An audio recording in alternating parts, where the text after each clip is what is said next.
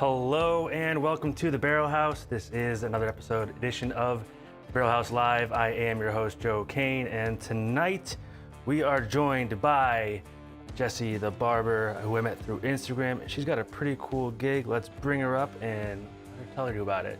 Here she is. Hi, welcome to the show. Happy to have you. Thanks for having me. So let's hear about it. What do you do? I think this is really neat. I am a lead stylist or men's hair cutting specialist. And so I've been doing men's hair for about 13 years now. And so I work in a men's salon. We don't call it a barber shop because that's kind of a chop shop and it's like a fast get you in and out. We're more about the experience here. So every haircut takes about 45 minutes because we kind of we spend extra time. It's more about them just kind of coming to relax and have fun, just a space where they can just have whiskey and hang out or have a cold beer or just hang out in a cool setting. And I've been doing this for about 13 years and it's still fun. I love it. I'm busy all day long, but I'm never tired till I hit the pillow. So it's great. I love it. There's a lot of stuff that we kind of spread out into the community to try to do more. My focus right now, or one thing I'm putting more attention on is kind of building, not just building a brand, but also going out and volunteering and, helping in the community and things like that. So it's definitely fun. It's busy, but I have great people that I work with. And I always joke that I have all the best clients sit in my chair, but it really is fun. I don't think I've ever really had a bad experience with a client. So that's what I do. Keeps me busy and I love it. I still love it. So that's great. I wish I could equally say I've never had a bad experience with a customer, but at least one of us is getting those wins. Yeah, right. I see you got. If they don't behave, I'll just nip it in the bud real quick. Yeah, you can do like pretty immediate damage to their appearance. So. Right? Oh, you want my initials in the back of your hair? Okay. Very subtly. You won't even know until someone tells you. Yeah, exactly. I like it. I see you got like a pretty good little collection of whiskey there behind you. Yeah.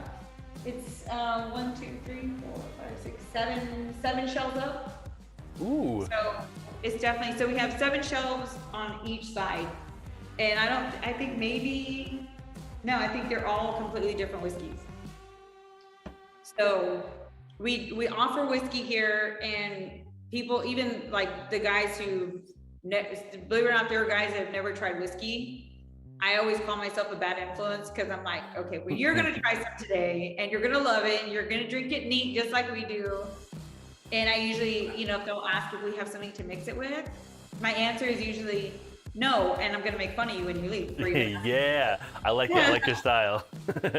Whiskey neat, that's it. And beer, that's the only option they get. I like your style. That is absolutely how I am also that bad influence as often as possible. I mean, that probably isn't hard to imagine being my whiskey podcasting that I'm a bad influence, but I am a bad influence and I'm a big fan of being it.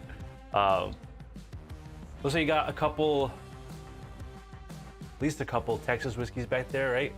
Yeah, so these are my two, well, I don't know if I'd say favorite Texas whiskeys because I have quite a few, but Rebecca Creek is definitely like a favorite, especially around here. Where I'm at, the distillery is so close.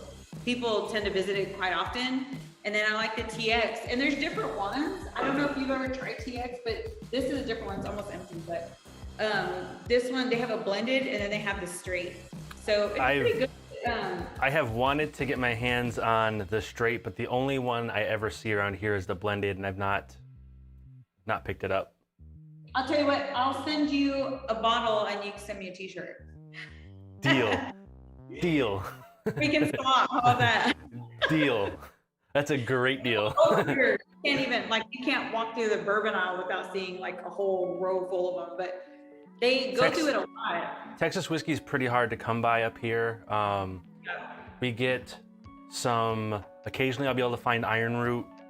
I get Balcones is pretty available up here, but not a lot. Maybe like I can get the single malt and the bourbon. Once in a while I see brimstone, but that's kind of it up here. Oh, really? Yeah. I really don't see much else. I just started seeing Garrison Brothers a lot. Like in the last couple of months, I've started to see Garrison Brothers a lot up here. But really, that's kind of it for Texas up here. Oh, well, I need to. So you've never tried Rebecca Creek either? I've never even seen it up here. No.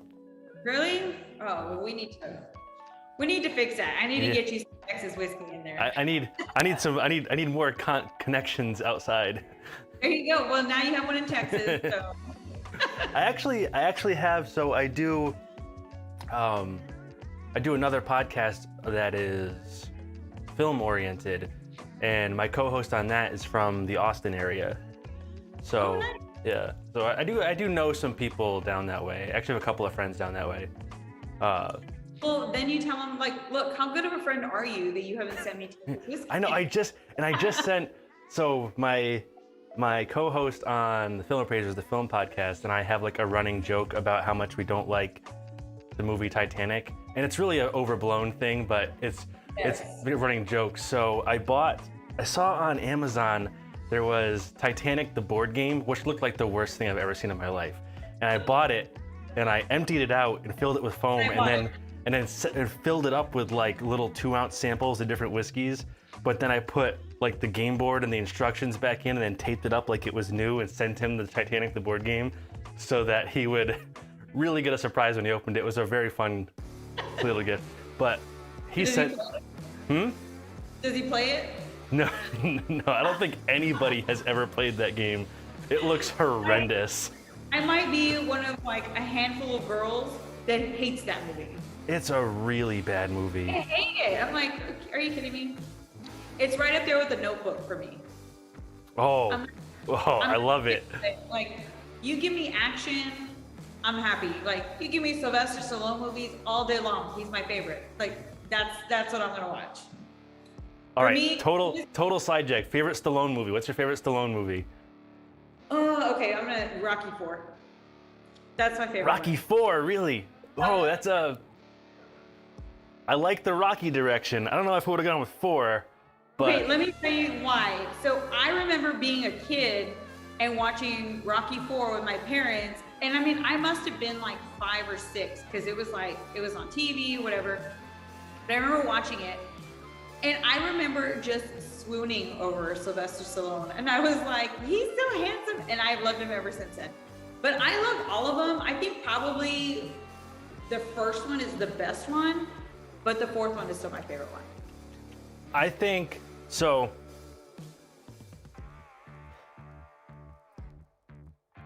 Rocky IV has one of the best montages of all of them, for sure. The like dark, sad montage where he's like driving his car at night. I can't remember the song. What song is playing? Oh, now you're gonna. Oh man, the song makes it. But the song totally makes it, and I can't remember what it is now. I feel the song starting when he turns on the car. That the song starts.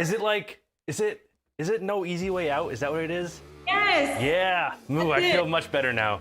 I feel redeemed. Thank you. I know. Now I feel like I just lost a couple of points because it's my favorite and I couldn't remember. But the first Rocky, I like the first Rocky the most. That's like, it's a little bit slower, but it's such a good movie. It is, yeah. I like, I do like the third one. Third one's good. That's a good one. And it's funny too. Well, I mean, they're all funny. I don't know if he's intentionally as funny, like. Yeah, I think there's a little bit of unintentional funny in that, but. I think so. But I will watch, I'm not gonna say I've seen every Stallone movie because I haven't. There's some that I'm like, yeah, I don't wanna see that. But I really don't think, like, I'm a big, like, Expendables fan. And I love the Expendables because he has all, like, the old school, like, especially the third one, he has Mel Gibson. Like, those are it's a joke that those are my Christmas movies because I have 4 sisters and my mom, they all like to watch, like, Hallmark movies at Christmas time. And so I go with my dad and we watch our Christmas movies. I'm like, well, Rocky IV, he fights him on Christmas Day. Yeah, And I'm on board. If it tangentially touches Christmas, it's a Christmas movie. Die Hard, Lethal Weapon, Rocky, all of them. They're close enough. They count. I'm in. yes. So I'm like and they're like, how is Lethal Weapon? I'm like, I mean, they're playing Jingle Bell Rock in the opening. I mean, it starts with him trying to buy Coke at a Christmas tree farm. Exactly. How is it not Christmas related? It's a Christmas tree farm. Yep. So my sisters and my mom have their chick flick nights, and me and my dad have our fun chick flick, our version of holiday movies. I think I like your version better. Yeah. It's a lot more fun. It's good. It's tough. I don't know that even though I would say the first Rocky is my favorite Rocky movie, I don't know that I would pick that as my favorite Stallone movie or not. It's up there for sure, but I just have a fondness for all the like really trash 80s action movies, like the Schwarzenegger ones too. The ones that are like extra not good, like Commando and stuff, that are just like. Okay, I also love the Rambo movies. Now that you say that, like those are movies I probably watch all the time and not get tired of. Yeah, Rambo movies are really good. That's another one where the first Rambo was kind of like sort of serious and like trying to say something, and then the series went off the rails, but got pretty awesome. Like I'm okay with it going off the rails. You know, I'm very Sly can't do anything wrong. He's good. Yeah, I'm like, no, he's like everybody laughs. They're like, isn't he older than your dad? I'm like, yeah, I might have a problem because he is actually older than my dad. Yeah, but he's one of the, like, he transcends age. It's all right. He does. It's all right. I'm with you. Yeah. So I love like the Expendables. I love all those guys. Like where he's got like Chuck Norris and obviously Mel Gibson and like all these I think it's just really cool how he still kind of brings in all like the old school, like the OG of all like action movies. Yeah, I mean, yeah. I love that. They're definitely like it. I love that he got Dolph Lundgren back for those. I'm a big fan of Dolph Lundgren. Me too. And I love I wasn't really happy about the Creed movies at first. And I was like, I don't know. I don't really care what Apollo Creed's son would be up to right now. Yeah, I heard get that. Was signed on. I was like, oh, okay, yeah, I'll watch it. Yeah. So I love the second one that they brought it back to Rocky IV. So it was really good. I like it. What did you think of, what is it, the sixth one there, the first one when he's old, what's it, it's just Rocky Balboa, right? I think that's what it's called? Rocky Balboa, yeah. I thought that one was so sad. I liked it a lot, but it was really sad. It was really sad. I am never a fan of Sly not being the winner. Like, I think he should win all things. Like, I was so mad in Creed 1 where they made him sick. I was like, this is unacceptable. But I did like it a lot. Yeah. It was like really heavy in a way I didn't expect it to be, but yeah. But I like the way they made it. Like, okay, he's old. Of course, he's not gonna win against this young boxer at the top of his game. Like, I get that, but I'm like, okay. But he still like kind of had like it was like a draw, right? It was like a draw. Yeah. It was like about as much of him winning as you could possibly believe at his age. Exactly. Yeah. And he got to have one of his Rocky speeches. He got to have two of his Rocky speeches actually. And it's so like iconic. Yeah, I love every one of his like Rocky monologues. Yes. I'm like, oh, he's just so like deep in these movies. I love it. It's so great. Oh, he's fantastic. Yeah. I don't remember. Oh, no, I don't even remember how we got on this. Doesn't really matter. It's all right. And we started talking about movies. Who knows? Yeah, we got there. We got there somehow. Yeah. Oh, we were talking about the Titanic, so we're talking about movies. That's right. We started with the Titanic. That makes sense. That definitely makes sense how we got here. What was I gonna ask before we got to movies though? Oh, I was gonna ask, you mentioned that you weren't sure if that's your favorite Texas whiskey, but it's one of them. What do you think is your favorite Texas whiskey?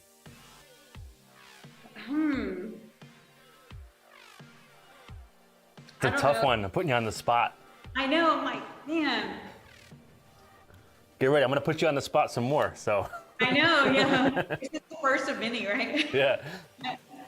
I don't don't know. Honestly, I hadn't tried Rebecca Creek for the longest time because I kept listening to other people and they're like, oh, don't try it. You won't like it. But it's actually really smooth and I do like it a lot. So this is probably one of the ones I drink the most. I'll be honest, if I'm at home, if I'm just having like a glass, you know, just sitting outside having a glass of whiskey or something, a lot of times I'll do Basil Hayden. Yeah. That's probably one of my favorite ones. But That's a really good, like, easy sipper. Basil Hayden stuff. It's not like overly complicated or really high proof or anything. It's just very drinkable. Yeah, it's like one of my friends would call crushable. It's like really easy to just. Yeah. I'm not looking to crush a glass of whiskey, but. Right. Nice to sip. I'm not trying. I tried Angel Envy. I don't know where that one's from, but I tried that one for the first time like a month ago. I actually have a bottle right here. Yeah, you do have it. Yeah, I do. I have a bottle right here. I like Angel's Envy.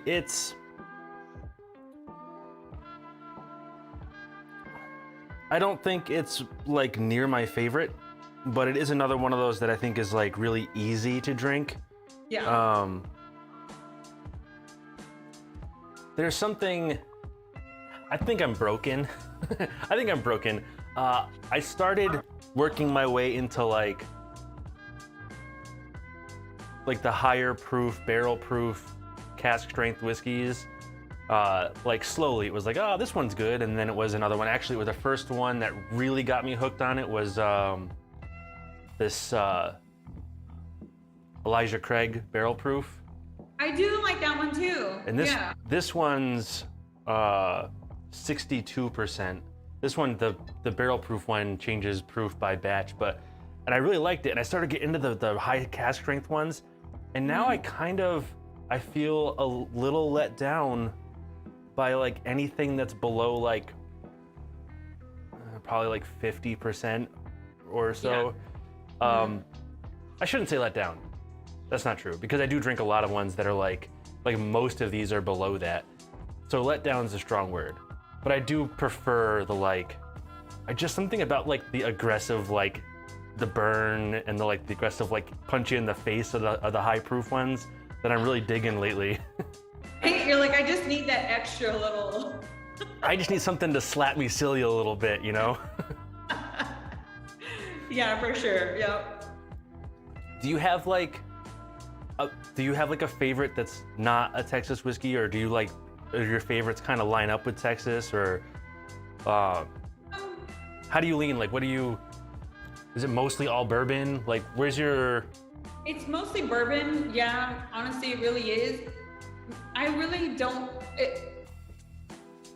The only one I really favor is Basil Hayden. I probably drink that one the most. I've never tried this Howler. I haven't tried that one yet. That one was a gift, and so we just haven't tried it yet. But, where do you land on like the Buffalo Trace products? Like, I see you got a couple up there. You got a Buffalo Trace and an E.H. Taylor. Those, by the way, like around here are treated like they're practically gold. Like, same thing. It's the same thing here. Yeah, is it? But I'll be honest. Like, it hasn't really sold me. Like, for the hype. No. It really hasn't. And I'm like, I don't know anybody's listening now, but I mean, I'm not like oh my God, I have to get it on the raffle. If I go somewhere and they have it, cool. But it's definitely not one of my absolute favorites. Yeah, I got a little shit on in my feedback from one of my episodes, because like, I'm kind of in the same place. I have a couple bottles of Buffalo Trace over here, and a couple bottles of Eagle Rare, and a couple bottles of E.H. Taylor, and I've got a couple bottles of Blanton's up here, but I won't buy them for more than MSRP. If I go into a store and they're trying to sell you, Buffalo Trace for $60 or something like that, I just walk. I'm not looking to enter raffles or overpay for it. Yeah. And but when I see it at the regular price, I buy it, because it's so hard to find at the regular price. I just feel like I might as well, right?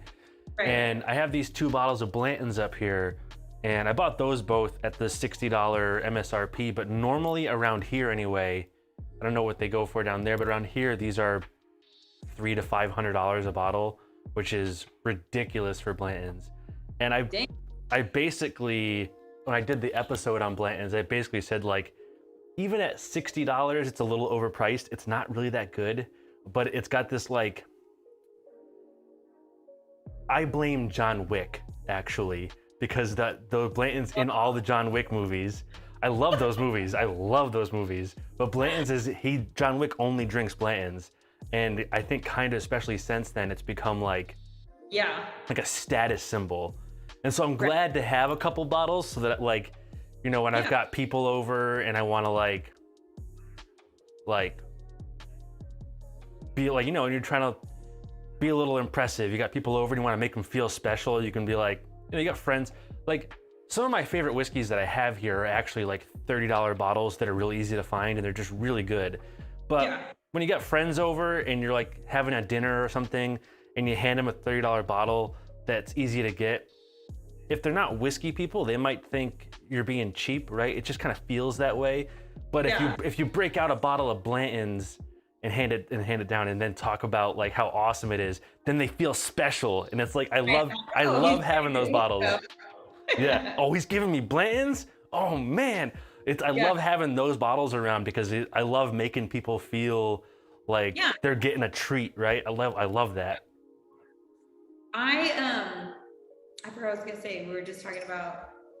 Did I ramble too long?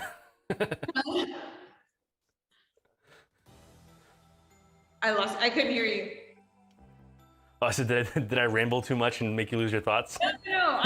We're talking about Buffalo Trace, and then I just lost my train of thought. Do you know which? I can't tell from here. Do you know which E.H. Taylor that is? Is it the small batch? It looks red. It is red. Yeah. I don't want to. Let's see. Can you see it from here? Oh, it's the single barrel. That's good. That one's hard to find. I had around here. A client bring it, and he was like, here. He was like, and don't put it up on the shelf. Drink it. And then he's like, if I come back and it's not open, I'm gonna be so mad. I was like, because he's like, I can't trip to go get it. It's not a cheap bottle because he like finally sold property or something, and so it was like a celebration. So he went and bought it. It is a tough to get bottle. Is it really? Yeah, that's another one. Like this is the one I have right here. This is the small batch. Oh, okay. And this one I think MSRP is $49 for, and I usually find it for like $60. The single barrel, I think MSRP is $69, but when I see it around here, it's usually around like $3.50. Have you ever tried this one? A client just brought this one the other day. Smoke Wagon? Yeah. Yeah. I have not had that Smoke Wagon, but I've had Smoke Wagon. You have to see, there's like so many, I kind of stick or like around the same. I've had their cheaper one. They have a cheaper one that just has like a regular bottle with their emblem on it. It's not the fancy, like textured one. Yeah, it's like a really cool bottle. Yeah, I've not had that one. I think it's good. I think the other one was good. There's a distillery that I think I'm probably gonna check out. I think it's in Dripping Springs, but there's distilleries obviously all around here. But I went on location and did a wedding out in Wimberley, and they went to a distillery called Treaty Oak. And it was so funny because when I got there, none of the groomsmen were up, like nobody from the groom side, like nobody. So I called the groom and I'm like, hey, like I'm here, am I in the right spot? He was like, oh yeah, well, we went to this distillery last night and they made the best old fashioned and everybody was drunk. And I was like, great. So they all come out and I was like, the guys start rolling in and they look like, they just look like crap, right? And so I was like, I think the worst guy should get a prize, but they said they had the best old fashioned ever. They were like, they were just so smooth. They were like perfect. So we're gonna go. I'm trying to talk my best friend into going with me because we're wanting to start doing like a girls' night. And she's a shopper. I'm not a shopper. She likes wine. I like whiskey. So I was like, well, we could stay in Wimberley and go shopping for you and then go to the distillery for me. And then it's a win-win. That sounds like a fair trade. Yeah. Yeah, exactly. So I I like it. think we're going to check that one out, but I want to start doing more like distilleries around here because there are quite a few in this area. There's quite a few up here too. Actually, this one, this here, this is Litchfield Distillery. This is real close. This is maybe 15 minutes from my house. And they make great bourbon. I really, really love their bourbon. There's a couple more in the vicinity. I think Litchfield's probably the best local that I've had. There's a moonshine distillery not too far from here that has one that they barrel age, so it's technically bourbon, and that one's pretty okay. And there's a couple others in like the relative vicinity. There's a few in New York that aren't too far from me that are pretty good. I can't reach it, it's up there, but Taconic in upstate New York is like an hour from me, hour and a half from me, and that one's pretty good. But I do kind of like, I like supporting the local ones, even the ones that aren't like quite as good as some of the big brands. I just like supporting the small local, you know, yeah, it's, like I said on, I did an episode on one of these Litchfields, and they source all of their grain for all of their whiskeys locally, and then from local farms. And then when they're done and they have the depleted mash, they donate all the mash back to farms to feed the animals and stuff. Like, they're really working with the community. And I think that's cool. And you definitely don't get that from like Jack or Buffalo Trace or something like that. You don't get that kind of community involvement. Yeah, I know, it's so huge. And so I go, like, I'll mix, there's some like that I just will not, you just don't mix it with anything. But Buffalo Trace is one of those, I'm like, yeah, you can make my whiskey sour with Buffalo Trace, that's fine. Oh yeah, But, oh for sure. I like Buffalo Trace neat enough. It's not like my favorite or a go-to, but it is an easy, like, but it's also cheap, and I do mix with that one a lot. I really only do 2 mixed whiskey drinks. I do old fashions. I've tuned the recipe exactly how I like my old fashions, and I make my old fashions. And the other thing I do, which some people really like, and others think I'm crazy, but I like to take a really smoky Scotch and make a whiskey and Coke with it, and I call it a smoky Cokey. And I think smoky Cokies are pretty good. I'm a big fan of a smoky, yeah. I take like I'll take like an Ardbeg or a Lafroig. I've got some Scarabus over there. There's another really good that's a cheaper smoky whiskey. And I'll do like 2 ounces of smoky Scotch, and then like 2 dashes of orange bitters, and then top the glass with Coke. It's pretty good. I'm a big fan. It depends on how you feel about the smoke, though. I see, you'll have to send me that recipe so I can try it. Oh, I will. I will definitely send it to you. So You gotta like smoke, though. You gotta I like, do. yeah, okay, good. And so, people say, tell me you're something without telling me you're something. So it's like, tell me you're Texan, right? Without telling me you're Texan. I will mix my whiskey with sweet tea. All right. All right. I see you. That's the worst things. I'm like, if I feel like having some kind of mix, I'm like, I want sweet tea. Just like, I'll put it in my coffee sometimes. Like, I'll put some, it's like we have coffee now in the salon, and guys are like, oh, like, y'all have coffee? I'm like, yeah, do you want to put a little whiskey in it? It's the morning. So I'm like, you want a little whiskey? And they're like, it's like 9 o'clock. I'm like, I know. So? Do you want whiskey in your coffee? So? Did I stutter? Like, I'm not gonna do equal parts, but so yeah, I'm definitely the bad influence. It's like, so what? It's Wednesday at 9 o'clock. You can have some whiskey, it's fine. I have corrupted so many of my like friends and coworkers. Like, I'll ask them questions like, hey, so how do you like your coffee, man? What do you do with your coffee? And they'll answer it. And they're like, why are you asking? And I'm like, don't worry about it. And then like a little while later, I'll ask them like, hey, do you like smoked barbecue food or no? and I'll just ask them these like random questions and like build a flavor profile, and they'll like come by like, hey, I need you to do me a favor this weekend. Like, what? Just go ahead and buy this bottle and just try it. Just try this. And like, I'm like 100%.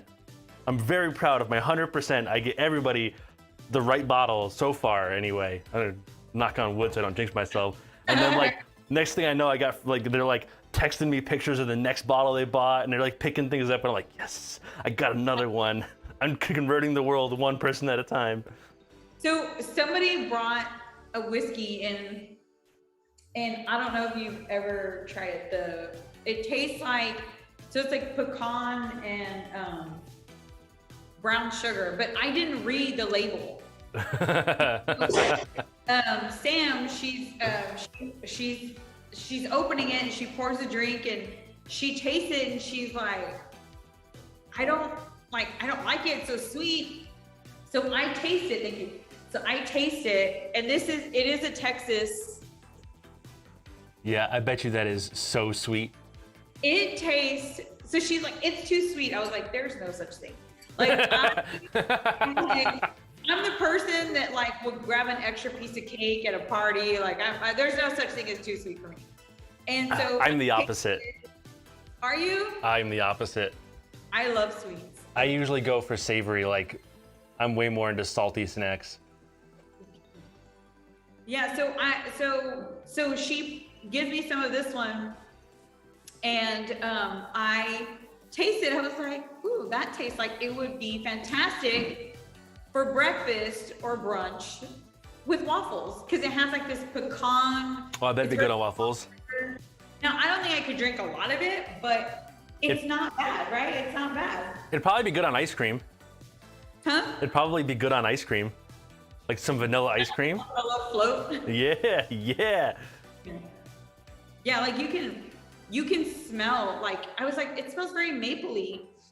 And so she's telling me this and she hands me the bottle. I was like, it literally says pecan and brown sugar. Like, I did not expect it to be sweet. She's like, that's so gross. I was like, well, so we were kind of tossing around ideas, and I was like, you know what would be really cool is when clients come in and get a specific service done. So like, probably one of my favorite services is a straight blade shave.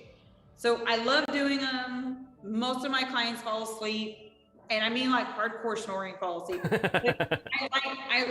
like the guys are so relaxed, and like men have, like, I know women need me time, but so do men. Like, your dad, you're working, your husband, whatever. So I really take the, like, well, we all do here, take the extra time when we're doing stuff like that.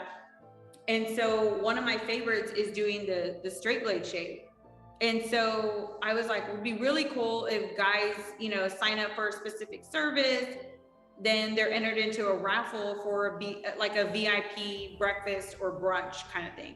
And then we can do something like that. And then we'll serve a whiskey like this, because it's more like something you would have with breakfast or like brunch. So I thought that one would work really well for that. So just kind of tossing around like fun ideas to do. And I like all of your ideas that start with whiskey in the morning. I'm a big fan. Yeah. I'm like, and this one, you don't feel so guilty because it tastes like breakfast. So, you know. Yeah, if it's that sweet and treat-like, it can't be bad for you, right? Right? It's a gift. Why not? Right? It's totally fine. It's totally fine. Yeah. Any time of day. That's a Texas one. It's called Blackland. I don't know where it's made. I don't know if it says. Oh, Fort Worth.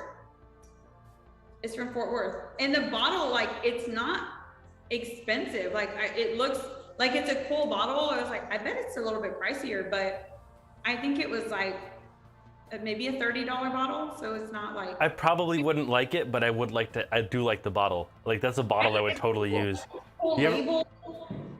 Like that would be a good bottle for like an infinity bottle. You ever see infinity bottles? You ever see that? Mm-hmm. That's a thing. I have one up here that I have I don't know. This is, reach. This is my latest infinity bottle. It's in my James T. Kirk Star Trek bottle here. Oh my God, I love that. But are you a Trekkie? Oh yeah, I am a Trekkie. Me too. Perfect. I was This like, I would not fangirl, but I swear if William Shatner walked in that door, I was like, oh my God. the whiskey that came in this wasn't good. Well, it wasn't terrible, but it wasn't good. But an infinity bottle, I loved the bottle. Like I love the bottle. And with an infinity bottle, you do is you take like an ounce or 2 ounces from every bottle you open, and you pour it into your infinity bottle and just make like a random blend of whatever you've had over the last year. And then as you drink from it, you add more whiskeys to it, so it's always changing, hence infinity. You want to be careful not to put like this one's almost all peated Scotch, like smoky Scotch right now. But you don't want, like, if you're making a bourbon one, you don't really want to put like too much rye or like any smoky whiskey in it, because it'll overpower it. It'll just change the flavor entirely. But so you want to be a little careful with what you put into it. But it does it's a fun, I mean, sometimes it's bad, sometimes it does come out kind of bad, but it is a fun, like, it's a fun little thing to play with. I have never seen that, but that would be a cool bottle for that, right? Yeah, it's a good looking bottle. But I think people kind of, just because a whiskey or really any alcohol or anything at all is more expensive doesn't mean it's better. Oh no, I've had that conversation with a bunch of people I know. Price in whiskey is typically rarity, not quality, right? For the most part, it's how easy it is to get, not how good it is. I mean, yeah, this, like, another reach. Like, this old granddad bottled and bond. Oh yeah. I'm not a huge fan of the regular old granddad, but the bottled and bond is around here like $20. And it's not amazing, but it's really good. I mean, I think it's better than Buffalo Trace, or it's at least as close to it. Yeah. It's good mixed, it's good neat, it's 50%, it's 4 years old. It's pretty solid, and it's $20. Whereas I have bottles here that are 2 or 3 times that price that I think are okay at best. I've been totally disappointed by expensive bottles before. Yeah, for sure. So people are like, oh, that bottle looks nice. So like this one looks deceivingly expensive, but it's not. It's like a $30 bottle. Yeah, and $30 is totally reasonable. $30 is actually cheap for whiskey. Like that's pretty solid. That's a pretty solid price. So what got you into like the love of whiskey? And I was like, so at first, like, I was totally that dude, right? I was like the early 20s guy. I was real big in my early 20s, and I have like a fair amount of Irish heritage, and I just thought, well, I'm gonna be the whiskey guy. Like, I made the conscious decision, I'm gonna be the whiskey guy. But it was all like, it was solely shots of Jameson at first, right? It was like, I'm just gonna be the guy who always has shots of Jameson, and I thought that would be a really cool decision. And I did that for a couple of years, and I just kind of lived that life. And I liked Jameson. Like, I never sipped any of it. I was totally drinking it to get drunk. I wasn't like enjoying it. But then I had a bottle of, which I don't have any right now, but oh no, I do right here. I had a bottle of a drink, actually not a bottle, a glass of Ardbeg 10, and it was the first peated, like real peated Scotch that I had, and I didn't realize that whiskey could be so diverse. I didn't know how wide the world of whiskey was. I had really only had Jameson and like Fireball and maybe a couple of times Jack, and that was kind of like where I was at. And I was like, oh shit, this is like a whole different thing. So then I started like poking around a little. I was like, I'm gonna try that one. I just wanna try that one, see what that one tastes like. That one looks cool. And I'd like buy one because the label looked cool or whatever. And then like before I knew it, I was like knee deep in bottles of whiskey and just couldn't stop with like reading whiskey news and trying weird new whiskeys and being like obsessed with it. And it just kind of happened. It just kind of happened. That's where the fun stuff comes in, when it just kind of happens organically, like Yeah. you just fall into something. I really like it is rewarding when you hear about a whiskey that you know is going to be good and you go and buy it and it is good.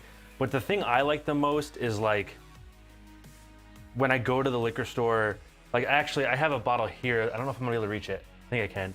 I don't know if you've ever seen, have you ever heard of Compass Box?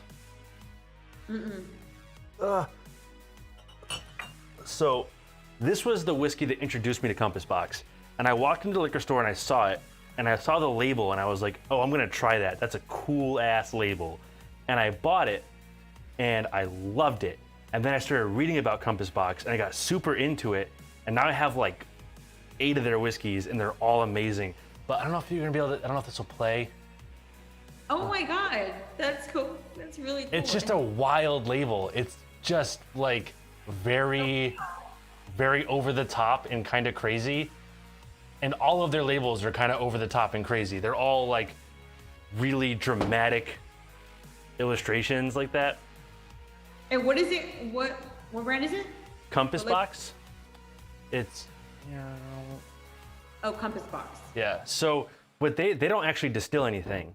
What they do, they're a blender. So they're I think at this point still only Scotch, but they go to like all the different regions of Scotland, and they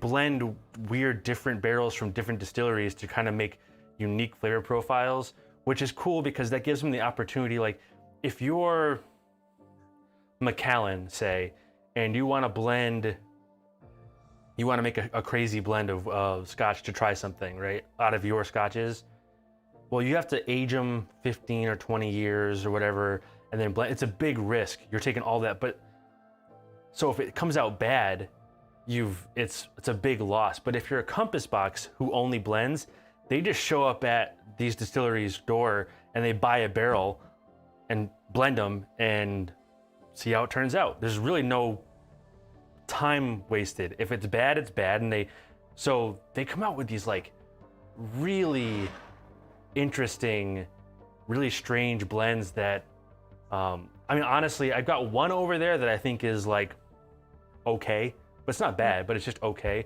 But otherwise, I think they've all been like amazing.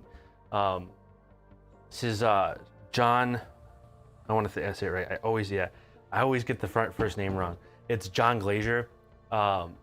He's working magic over there. I love this stuff. It's you've got to like Scotch. It's very much so all Scotch, but Peat Monster, this one here, this one that I showed you, I have managed to get like 6 people hooked on whiskey from not liking whiskey at all with this one. This bottle has brought like a bunch of people I know into being whiskey fiends. I'm not sure that I've ever seen that around here. It's not easy to come by. There's like one liquor store near me that has it, and usually I end up picking it up when it's there or ordering it online. It's hard to find. I feel like I remember seeing a bottle like that. Yeah, it's all of their bottles are wild. I love it. But what about you? What earlier? I just remember what I was going to say earlier. Oh, perfect. What was I going to say? But we were talking. I realized I really am not a big Irish whiskey, and for whatever reason, I feel like Irish whiskey doesn't love me versus me not loving it. So I don't. It's just not one I've ever really like had one that I really enjoy. So maybe you can. I think that's a challenge. I was just gonna say I feel like that's a challenge because Irish whiskey. So there's 2 main directions in Irish whiskey.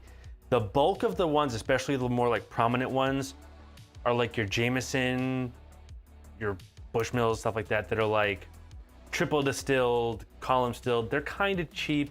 They all have this like metallic-y vanilla kind of thing in them. Mm-hmm. They're okay. They're not great, they're okay. But the other lane is the pot-stilled, rich, oily Irish whiskeys. And those, I think, are really fantastic. Like I have So I'll tell you two. I'll tell you what they taste like, and then you can tell me if either one of them strikes your fancy by description, and we'll go from there. So I have Redbreast. This is Redbreast 12-year cask strength. This is. You're looking at a different camera than the stream is, and I'm trying to line this up for you and them at the same time. I can totally see it, yeah. Yeah, okay. You're like right below them, so I'm trying to get it for both of you at the same time. So this is a very traditional pot-stilled Irish whiskey. So it's very much so like buttery shortbread, fruity jam kind of thing. A little bit of vanilla. It's oily, it's rich. This one's cask strength, so it's, what is this, 55%. This is a really good one if you like what Jameson does, but wish it was richer and more flavorful. This is the one. Now okay. I also have Green Spot. Now, one thing about Irish whiskey is almost all Irish whiskey comes from the same distillery. There's like one big distillery. This is Green Spot. Okay. I don't know if you can see that. You see that? Green Spot is a way outside the box kind of Irish whiskey. It does not follow your typical Irish whiskey flavors. It's pot stilled. It's no age statement, but I believe it's around like 7 to 10 years. And this one, like flavor-wise, like you get a little bit of that buttery shortbread. That's kind of a thing with Irish whiskey. But it's like green apples, coconut cream. Yeah. You had me coconut cream. Oh, if you like, if for real, if coconut is like a thing for you, coconut cream's a thing for you, Green Spot's gonna be your jam. As long as you don't mind green apple. If you like green apple, if you don't dislike green apple and you like coconut, this will be your jam. You'll like this. Okay. I don't mind green apple. I won't say it's my favorite, but I certainly don't mind it. And I mean like the actual, not like candy, like the actual one. Like, yeah, the actual apple. Yeah. Yeah. So, okay, so Green Spot. Green Spot. Green Spot, okay. Remember that. I'll have to go get some and try it out. If you get into it, let me know what you think. Okay, I definitely will do that. So you also do another podcast as well? I do, yeah. The other one, the film one, is called The Film Appraisers. And that one's fun. I do that with my co-host Josh, and that one is, the basic premise of that is like, kind of imagine a film podcast that is set in the format of Antiques Roadshow. So we like, typically we have a guest on. Most episodes are a guest. We also have like a insurmountably long, like ridiculously long list of episodes that listeners have suggested us to do. Like, we have so many movies that listeners have asked us to do that I don't know when, like, it's gonna take us forever to get through them, but we work those in too. And what we'll do is we'll watch the movie and then we'll talk about it. So we'll kind of like go through it, kind of hit the major plot points, and then break the film down by like the main categories. So like the narrative, the music, technique, the longevity, and the uniqueness of it. And we put like a dollar value, 0 to 20,000 on each category, and then rank the movies we've watched based on what their dollar value comes out to. It's like super film nerdy. You have to be very much like. So there's math to it. There's like a little bit of math. There's not much math. There's a little bit of math, but it's fun though. It's especially fun. Like on the last episode we had a guest on, and when you have a guest on, we let them bring one of their favorite movies and we talk about it. And our guest brought the first Harry Potter movie, and we intentionally for the whole episode just kept like just slightly mispronouncing all the names of everybody in the thing, and we were watching her like do like, you know, the like crooked face every time we said it, like wondering if we were doing it on purpose or not. And we got through like the whole hour and 20 minutes. And then at the very end, we were like, she's gotta know us. We just started like laying them on really thick. And I was like, I can't remember. I said one that was like so clearly intentionally wrong. And she was like, wait, I have to stop you right there. Are you doing this on purpose? Are you? And we were like, yes, this is on purpose. Okay, so that just made me think of Step Brothers, where he's in the interview and he keeps calling the lady Pan instead of Pan. Yeah, I mean, it was very much that. It was absolutely like, I know I called Dumbledore Dumbledore a bunch, and like Dibbledore, and we called Snape Snake a couple of times. We were really just trying to like, really trying to lay it on. And each time she was like, yeah, it was excellent that we had video on. We'd only publish that audio only, but we usually have video running so that we can like see each other while we're talking. And I was so glad to have video on, because watching her like do the like tilted head, did I hear that right? Every time we did it was perfect. It was perfection. Nice. That's so funny. So this is like, this is what you do all the time. Like this is what you, so do you have is it like a bar, or do you just do the podcast? Like do people come in? No, I just do a podcast. This is like my basement. This is just like. Really? Yeah, this is just my basement, yeah. Wow. It's a nice basement. I'd probably be hanging out in there all the time. I spend a lot of time in the basement. Yeah, it's a good basement. I have like, immediately on the other side of the camera is like a basement gym where I work out. And then, so it's just like weights and whiskey, and there's a couple of TVs down here. And what else do you need, right? Yeah, it's perfect, yeah.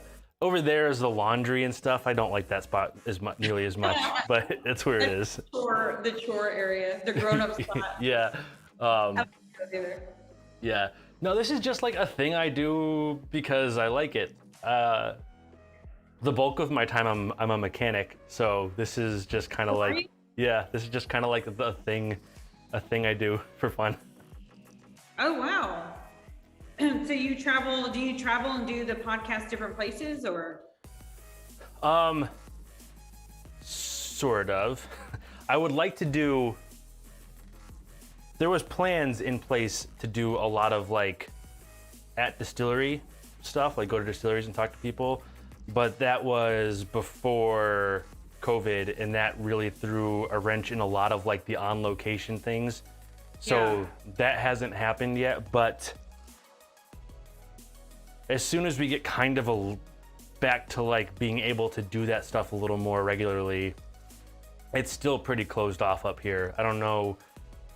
I mean, like, you can come to Texas because we'll let you in. Yeah, do whatever you want, right? Yeah. But like that is the intention, is to get like a lot more on location stuff going. Yeah. As soon as it can, but I've had a couple of guests come do this like here at the bar, which is great. It feels so much better when people can actually be here. You know, it's doing it over Zoom, whatever, isn't bad. I don't mind it. But it is totally different because, you know, if you're sitting here, we can talk, like we could be talking about this Litchfield Distillery, and I can just pour you a little and we can talk about it, you know? Yeah, just you try a little bit instead of having to describe it, you know? Like there's definitely. I tried to connect as much as I could with you drinking by like pouring my own while I sit here. I'm like, I gotta drink, right? While I'm a little bit, right? A little bit. It's it's been interesting adapting all this to like current environment, but I think like we're getting close. We're getting closer, right, to like a real world again. The whole concept of podcasts, I think pretty much it's almost like anybody wants to make a podcast, but what kind of content do you have, or is it worth listening to? Right. It's really cool. Like I love the conversations I have, and I'm like, how cool would it be to like make a behind the chair type podcast? Like I would love it. I think it'd be really cool. I think I get some of the most interesting people just sitting in my chair. Like I have lawyers, as soon as they sit down, I'm like, so what are you working on today? one guy came in and he does, he works like private security. I mean, it's just like the coolest conversations. And it's literally all day long. I mean, it's just one conversation after the other. Some of them are kind of, like, not, it's just like, how's your day? But some of them I'm like the edge of my seat, like waiting to hear, and then they come back the next time and I'm like dying to find out what happened. So I think it'd be cool to kind of have something like that. But again, content is important. Yeah, I mean, in my experience, which admittedly is moderately limited here, I think people will listen to anything as long as you're talking about something you care about.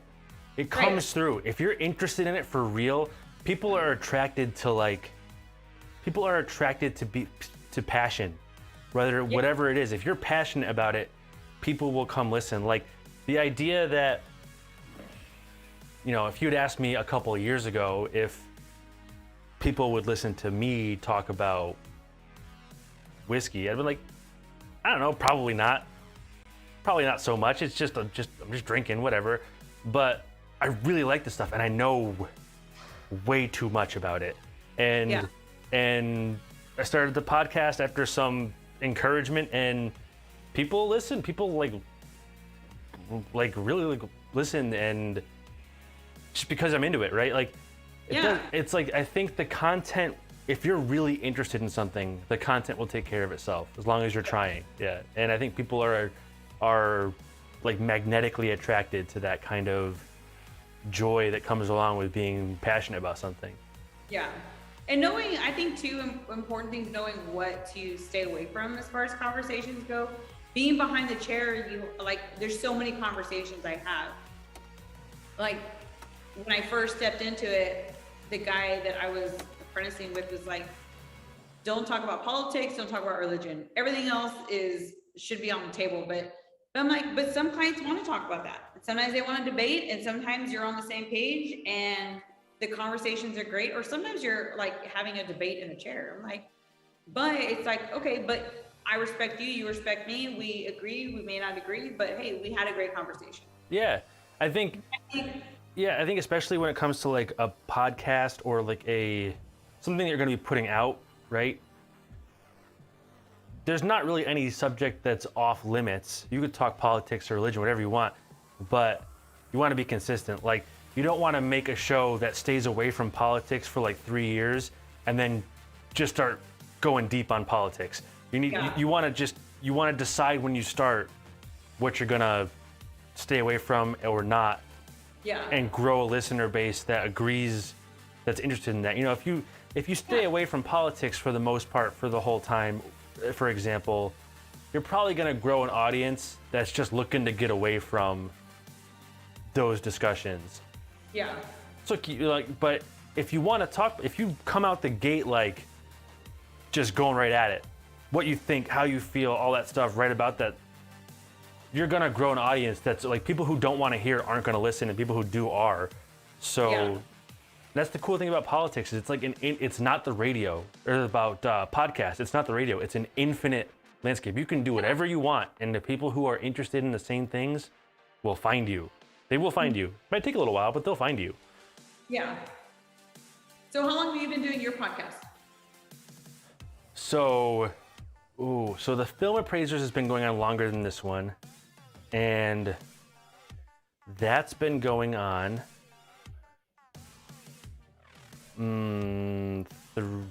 I think 3 years. Oh wow, so it's been a while. I think 3 years. This podcast actually started as not a podcast. This podcast actually started as the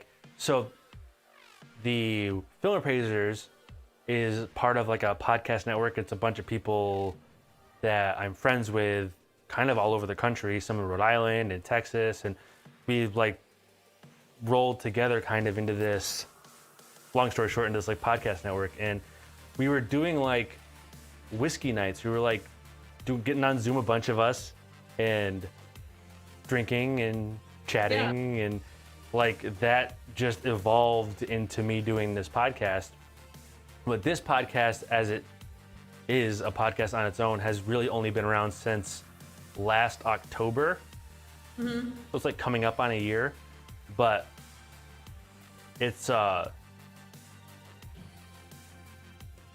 been really fun. It's been an interesting experience too, because it's the first one I've done all by myself. Right, the regular show is just me talking alone for 20 minutes or whatever, and that's a particular challenge compared to having a conversation, trying to fill time. Yeah, it is hard. I mean, that's another thing too. Like, I am very talkative, like behind the chair, and I get people that you can tell aren't as talkative. By the end of every appointment, I'm like, I know everything about them. Like, but I love it. I think people want to feel, they want to feel listened to. But I think one of the biggest compliments I get, or comments or whatever, is like somebody will come in and it'll be months later, or, you know, if I haven't seen them in a while, it could be months later or weeks later, and it's enough time for them to think that I was not listening, and I'll be like, so how was this? And we talk, you know, what about this last time you told me? And it's so funny because they're like, you remember that? But a lot of guys come in and they're used to going to like a chop shop where they're in and out in like 20 minutes. And so those barbers, like those people, are not looking to make you feel special. They're looking to cut your hair and like, get out of my chair and bring the next person. It's a completely different experience here, where they feel like this is kind of a sanctuary. They come and they can talk, and they can, and in fact, some of them laugh because I don't know if you've seen on my Instagram, but my quote, like what I put on there, I just put, therapy's expensive. Come get a haircut instead. I'm a great listener. And it's funny because I'm not held accountable like a therapist would be like, you know, they're it's true. For me, I'm like, I mean, I'm a hairstylist. If something happens, they're like, well, my hairstylist told me, and they're gonna be, or my barber told me, and the judge is gonna be like, yeah, no, it doesn't work like that. But it's great building those relationships. It was like, so it was kind of, when it came down to it, when I decided to go to school, it was either I was gonna go to culinary school, or I was gonna go to school to do hair. And both of them had pros and cons, but ultimately I knew I'd be happier doing hair. And I still love to cook. I still love to bake. I love doing that. It's one of my favorite things to do, but I feel like I'm definitely I made the right decision, because I wouldn't have had a life of my own. I have a kiddo, and at the time I was like, I can't be working in a restaurant all day long, never see my kid. So it's tough. It worked out. And I think things work out the way they should, but it's a great opportunity to sit and talk with people. And so I could definitely see, and I have a client that comes in here too, and it's weird because people are like, you have a great radio voice. And I'm like, is that a compliment? That's weird. And then when people say that to me, I take it as a compliment. Okay, because I was like, I mean, I guess it could be worse. They could have told me like, I have a good face for radio. Right? which I hear all the time, but I'm okay with it. I'll take it.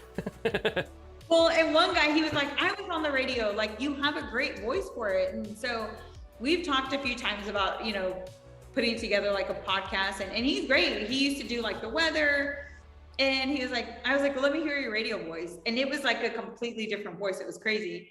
But he was like, but with you just would talk normally. Like, you have a great voice. And I was like, which is funny, because I always feel like nobody thinks they sound like they actually sound. But when I hear my voice, I edit all the podcasts after I record them. And I try to take out a few of the ums that are probably too many, or cut the pauses down a little bit, clean it up a little bit, not too crazy, but I have to hear it every time. And so I've listened to myself for hundreds of hours, and I still can't handle it. I still don't like the way I sound. Yeah. You never really get used to it. Yeah. But I think it's a cool tool for people who want to hear like-minded conversations. Or, I listen to all different podcasts, whether it's like self-development or something that they just like an interview show, like positivity. I listen to just all different kinds of like crime shows. But it's nice to be able to look and find something that somebody that's like-minded, somebody that's interested in things you're interested in. So it's great because the radio, sometimes they tend to all sound the same. Yeah, that is the best part of podcasts to me, is that it is very much so like, if you are interested in it, there's a podcast about it somewhere where somebody who is just as into it as you is just like pumped to be talking about it. And it's not for everybody. It's just for people who are into whatever the thing is. And it's way more specific. Whereas like you said, like the radio all sounds the same because they're trying to appeal to everybody with a car, right? They're not trying to appeal to people who like whiskey or people who are really, really into movies or people who really like true crime. They're trying to appeal to like everybody stuck in traffic at 7 o'clock in the morning. And so it's very like watered down and homogenized and it's not interesting. Yeah. You can almost flip to any station on the radio and you're going to hear basically the same types of conversations. Yes, absolutely. Yeah. I don't do it. I'm like, no, I don't. I put on a podcast in the car. I put on, of course, like Spotify gets the most play because I can listen to a podcast or specific station of a specific artist that I like, whether it's music or whatever. And I think it's really cool. I love the idea of podcasts and just getting to know people. Like I love the idea of us like not ever even having met before this. It just feels very organic and it's a lot more fun that way. Yeah, I do really enjoy like the main show.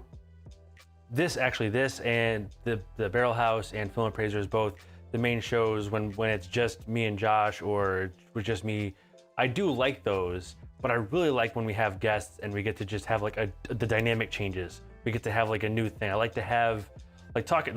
I'm having a great time. This is really fun. It's like, or like when I have people here or whether it's internet or in person, having someone new that you're not used to bouncing stuff off of. Yeah. You always end up somewhere interesting. Like, I'll tell you, I didn't expect to be arguing the merits of Rocky 1 versus Rocky 4 tonight, but we totally ended up there. But we went there. We totally ended up there, yeah. And I like those conversations just lead from one thing to the next. It's like, and then we're like, how did we even get here? What have we been talking about? Yeah, absolutely. It's that like organic flow is really hard to replicate. Yeah. And some people are really hard to get in that flow with. But when you find people you can get in that flow with, it's really fun. It's really, really fun. Yeah. There's just so much to talk about. I think that's one of the things I like too about being behind the chair. It's a constant, like I'm constantly meeting new people and talking about different stuff. And I always want to make whoever's in my chair feel important. And I think for them, it's a big deal when I remember things because they're like, oh, you were listening. And it's like, that goes a super long ways. Yeah. Yeah. That's a huge thing with like customer service or friends or anything. When you bring something up that they mentioned months ago, that like showing that you cared enough to remember goes so far. I have a client who came in one day and the first time he came in, he was very rigid. Like he didn't talk a whole lot, but I managed to get him talking like about his work and what he does. And he was getting a haircut because he had an interview for a different position in the same company, but he was trying to move to a higher position or something. And so he talked a little bit, but then the next time he came, he starts talking and I'm looking at him like I'm on pins and needles because I was like, well, and he was like, well, what? And I was like, did you get the job? And he was like, his reaction was like, oh, you remember that? And I was like, of course I remember. I was like, well, we talked about the last time you came in. And then he told me, well, I was going to another place before and I went to the girl. It was the 5th time I went to her and she was like, have I done your hair before? And so I was like, oh no. So I knew right away, like it meant a lot for to know like we remembered him or listened or whatever. And now he's one of my favorite. I say all my clients are my favorites, but he's one of the best ones. And now he's super obnoxious. He'll call up here and I'll hear somebody answer the phone. And they're like, I'm sorry, sir, we don't do back waxing. I'm like, oh my God, that's for me. Put him on my schedule. He just wants a haircut. He's being obnoxious. And excellent. Every now and then he'll come in and I'll randomly look over. I'm like, have I cut your hair before? And he's like, It makes a huge difference feeling like you're important and having conversations and getting, they start to bring their sons in here, and they bring their Yeah. dad, and then it creates, so much more in the community. And, where I live, it's growing so fast. But like, people who are from here are very much connected to other people who are from here. So I'm born and raised in this town that has grown into like a city almost. And still I can pretty much sit anybody in my chair and have some sort of connection. And I feel like connection is so important. If you talk to somebody long enough, you'll find one. Right. And so that's one of the things I love too. I knew I always wanted to be a day maker for somebody. And I feel like when I'm able to, I realize I'm in the right profession. Like, I'm doing the right thing. You have that, and it feels good. It feels good. It feels exactly. It does. It feels good. Yeah. So it's fun. I mean, it's a lot of fun. I love it. I work with like the best. I was working by myself for a while, and I was like, I never want to work with somebody or in a salon where I have to answer to somebody. I don't want to do that. But it's completely different. And when I met Sam, she actually owns a salon. When I met her, it was like an instant, immediate connection. And so much so that we joke that we're like E.T. and Elliot. I'm like, so I'm drunk, you feel it? Like, it was just a very great connection, just the first time sitting down. And we're very like-minded in that we want people to feel important, and we'll do anything to make people feel in such a great way that we would, we would want to feel. And by the same token, it's like, I would never want to make somebody feel a way I didn't want to feel. So this is a great industry to meet people, to make an impact, to listen, even if it's just somebody needs to vent. It's a great setting for that. And so I love sitting and talking. Now, normally at the end of the day, I go home and I'm not answering my phone. Like, I'm not hanging out with anybody. I'm like done talking for the day. Yeah. So I get that. I'm done. If you want to talk to me, just text me. I'm not gonna answer my phone. Yeah. But or it's during the week, and I do tend to work a lot of long hours. And so, I'm home late, and I'm not gonna stay up or go meet anybody for a drink. I'm like, sorry, I'm done. I can't do it. I feel that. It's very rare. I mean, this may sound counterintuitive because I have podcasts, but it is very rare to get me talking when I'm at the end of the day. I'm very much so, by the time I get home and finish my stuff and sit down, I'm like done. I'm ready to like conk out, maybe watch half a movie, have one drink, fall asleep on the couch or something, right? Yeah. It's nice to be able to relax too. But it's great that I have, clients to reciprocate. So they're like, what's going on with you? How are you? And then it becomes a relationship, because you get to know each other and you build that like connection. It's, how's the missus, or, how the kiddos, and the same thing, they want to know how my kiddo is. They want to know what I'm up to outside of work. And it's all these great relationships that you build that I feel like pays off more than if I had gone to school to become a chef. I mean, it's great. I love to cook, and when people love something I cook, it makes me happy. But would I have been happy doing that for a living?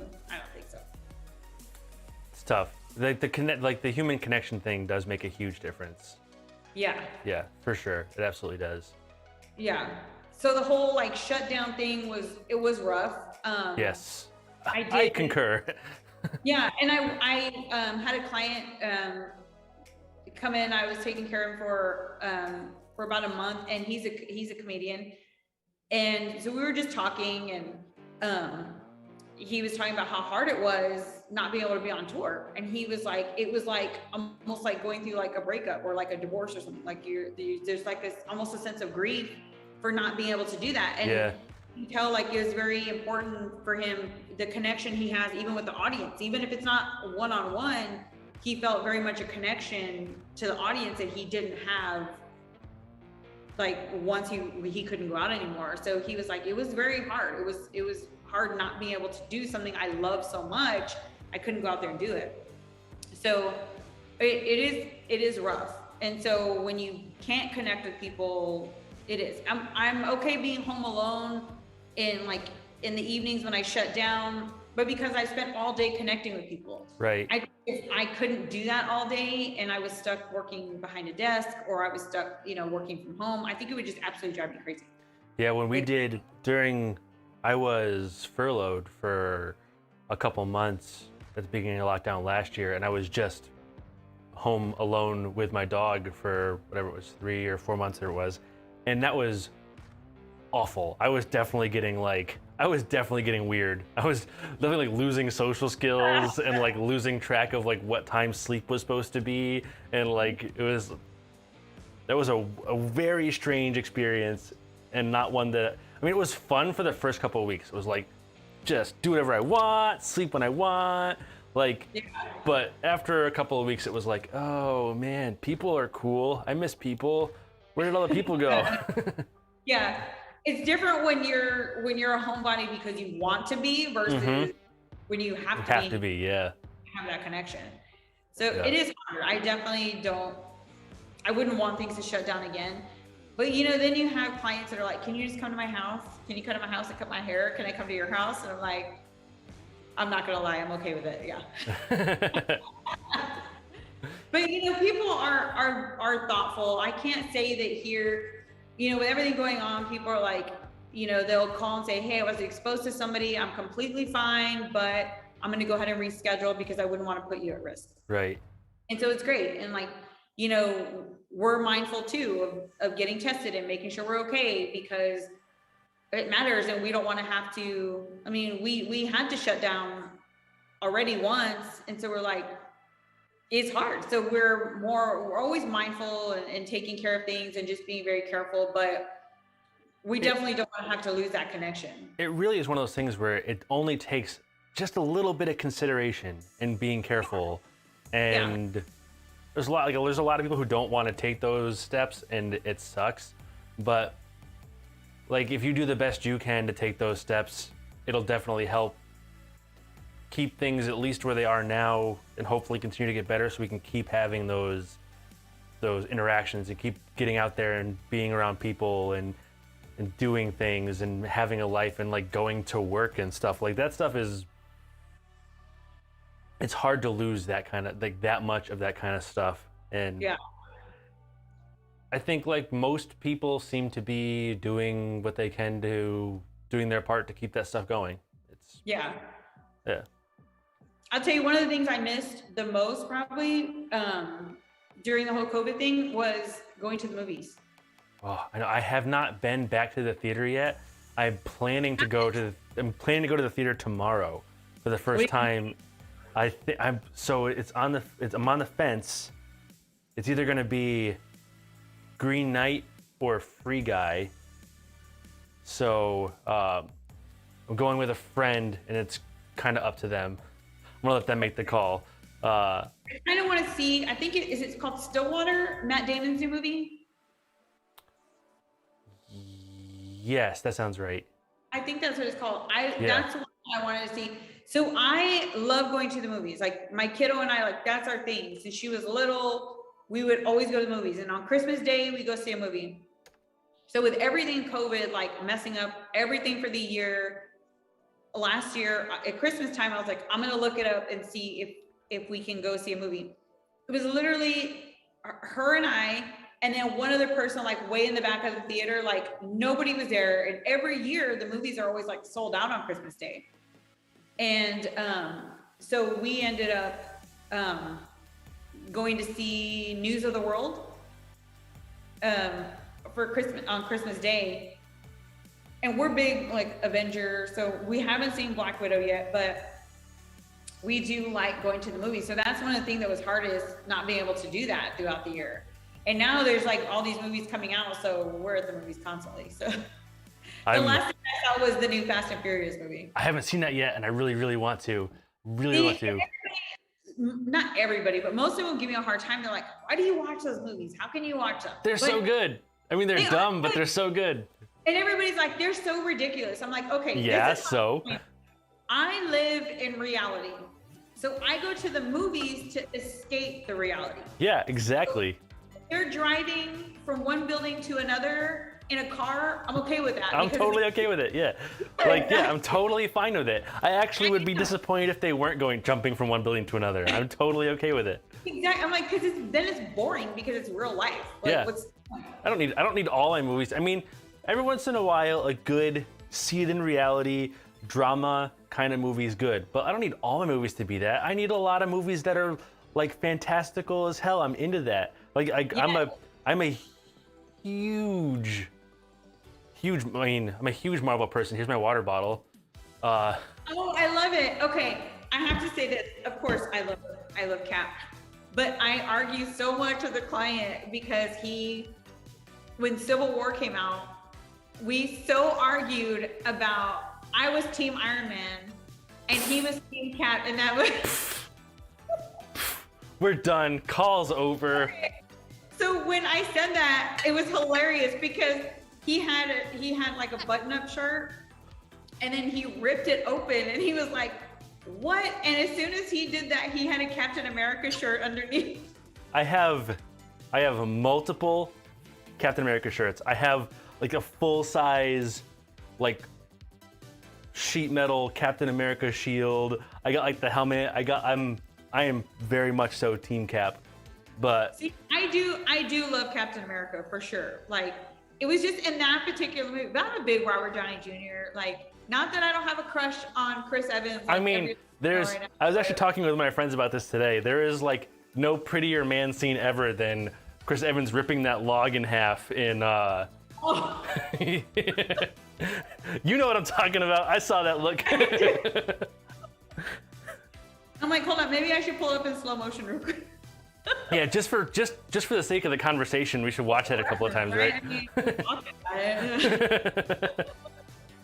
But no, I love them. It's great. I think we still haven't seen Black Widow. She might have been my least favorite Avenger.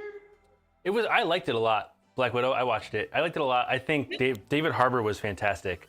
I really like David Harbour as Red Guardian in that. And there was there's a lot of people who were kind of upset that they kind of changed the origins of the Taskmaster, the villain in the movie. But I don't know. I read a lot of the comics. I read a lot of the comics as a kid. Like I'm very into the comics and everything. But I'm not one of those people who feels like the movies have to just be a movie version of the comic. Like I'm totally okay with it being its own thing. Twist to it, yeah. Yeah, like I don't want to know what's going to happen in every movie. I'm happier that they're changing stuff so that I get to have novel experiences. Yeah. You know? Yeah. I love I can't even say, I mean, I can't say I have a favorite Avenger movie. My favorite Avenger movie is Captain America: Winter Soldier. That movie is. That's my favorite Captain America. That's probably the one I watched the most, actually. It's such a good movie. Oh, it's really so is. good. I just remember watching it the first time, and then when they show Bucky's face, I about jumped out of my skin. Yeah. Oh, it's so good. Everything about it is so good. Yeah, but I like Black Panther. That one. Black Panther's very good. And I didn't see that one first. I was like, I don't know. Like, I wasn't really a big Black Panther fan. I wasn't really sure, but I did like Michael B. Jordan. So I was like, you know what? I like Michael B. Jordan. I'm gonna check it out. Yeah. And then, man, I loved it. It's definitely another one of my favorites. It's really good. I mean, honestly, Marvel really hasn't put up a stinker yet. Like, they've all been at least pretty good. Yeah. I'm trying to think. I don't think there's really anyone that I don't like. My least favorite, like, there's none that I don't like. I like them all. My least favorite is Age of Ultron, I think. Avengers Age of Ultron. That one comes in, like, it's just like, it feels generic to me in a way. Yeah. But they're all pretty good. They're all solid, right? There's none that are bad. So yeah. I saw that they're doing. I'm excited to see Snake Eyes. Have you seen the preview for that one? I haven't seen the previews for it, but. So we went to see Fast and Furious. The preview for Snake Eyes came on, and I like the G.I. Joe movies. Yeah. Of course, I'm a big Dwayne Johnson, like, I'm a huge fan of his. I mean, who isn't? Right? No, you know, I have a friend that is like, he's so bad about, he hates on Dwayne Johnson. I'm like, stop hating on The Rock, leave him alone. He's like, no, like nobody can always win. Like he never dies, he never loses. I'm like, yeah, it's The Rock. Of course he always wins. Like, come on. I mean, like, on and leave him alone. But look at him. Does he look like a loser? I don't think so. He does not lose. That's a man who doesn't lose. Yeah, but so like those are good. Like so the Hobbs and Shaw spinoff, that was a good one. I like Idris Elba, I like him as the bad guy. It was good. I love Idris Elba. He's great. He is, yeah. He hasn't put anything out though lately. He was just in the new Suicide Squad. Was he? Okay, I didn't even see the first one, so I haven't. You're not missing a lot. Okay. There's my hot take. I saw it's on HBO Max, so I was like, oh, I should watch it. It's totally worth watching for free, like as part of your HBO Max subscription. It's totally worth watching, but I don't know. Like this one was definitely way better than the first one, but it still felt like it was all right. I'm not mad. I'm not mad I watched it, but I'm not gonna watch it again. I get so mad when somebody tells me to watch a really good movie and then I'm like, can I either punch you in the face or can you give me the last 2 hours of my life back? Oh, I know. When I saw Gone Girl, that's how I felt. Hated it. Like I could hated believe it. that. Yeah, I could see that. I thought that movie was like. Watch. I thought that movie was like. I don't think it was terrible, but it certainly wasn't good. I certainly didn't feel great about watching it. I am a big fan of closure. And so, like in that movie, the ending, you're like, what the hell? Just like, what is it? No Country for Old Men? So, okay, so it's good going through. Of course, like, I like, you know, Josh Brolin. Like, it's a good movie. And a friend of mine was like, oh, you have to watch it. And so I watched it. And then at the end, I was like, what? That's the end? I was so mad. And I love that movie. But the movie's good. The ending sucks. So I'm like, there's no closure. Does the guy die? Does he get away? Like, what the hell? Yeah, there's definitely some like, in that like, I don't mind movies that don't have like a solid wrap up if it feels like it was like an intentional ambiguous, like you figure it out. Like the original cut of the director's cut, whatever, of Blade Runner. I don't know if you've ever seen Blade Runner. I haven't. At the end of that film, like the theatrical release, they have Harrison Ford come in as a narrator and kind of like tell you how to interpret everything you just saw, and you can tell in the narration he didn't want to do it. Like it's clear he didn't want to do it.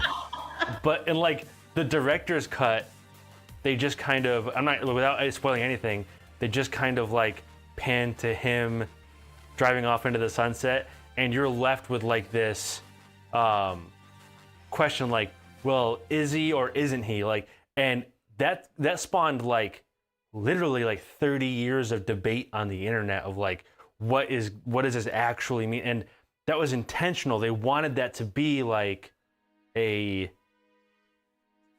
part of the story is he doesn't really know if he is, so you don't get to know if he is. And that's kind of like puts you in his position, like puts you in the character's position kind of thing.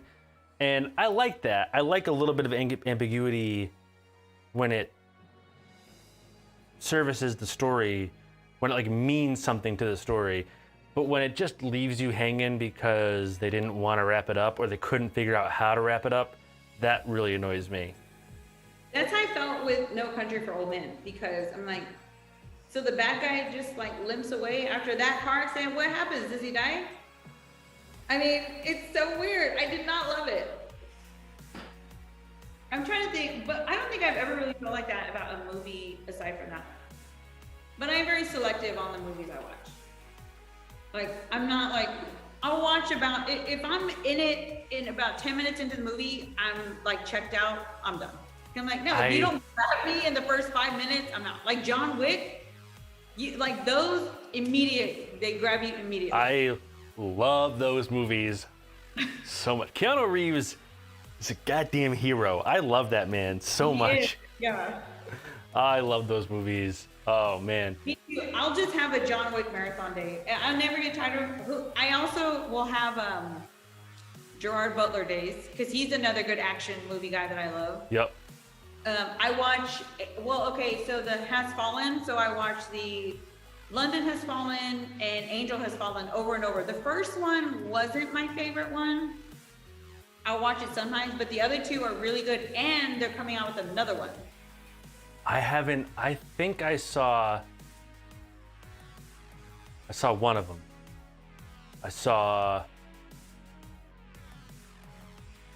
Which one did I see? I don't There's remember. one in the White House, there's one in London, and then there's one where they like set him up to like look like the bad guy. It was, the White House was Olympus Has Fallen, right? Yeah. I think that's the one I saw. I liked it. I liked it, yeah.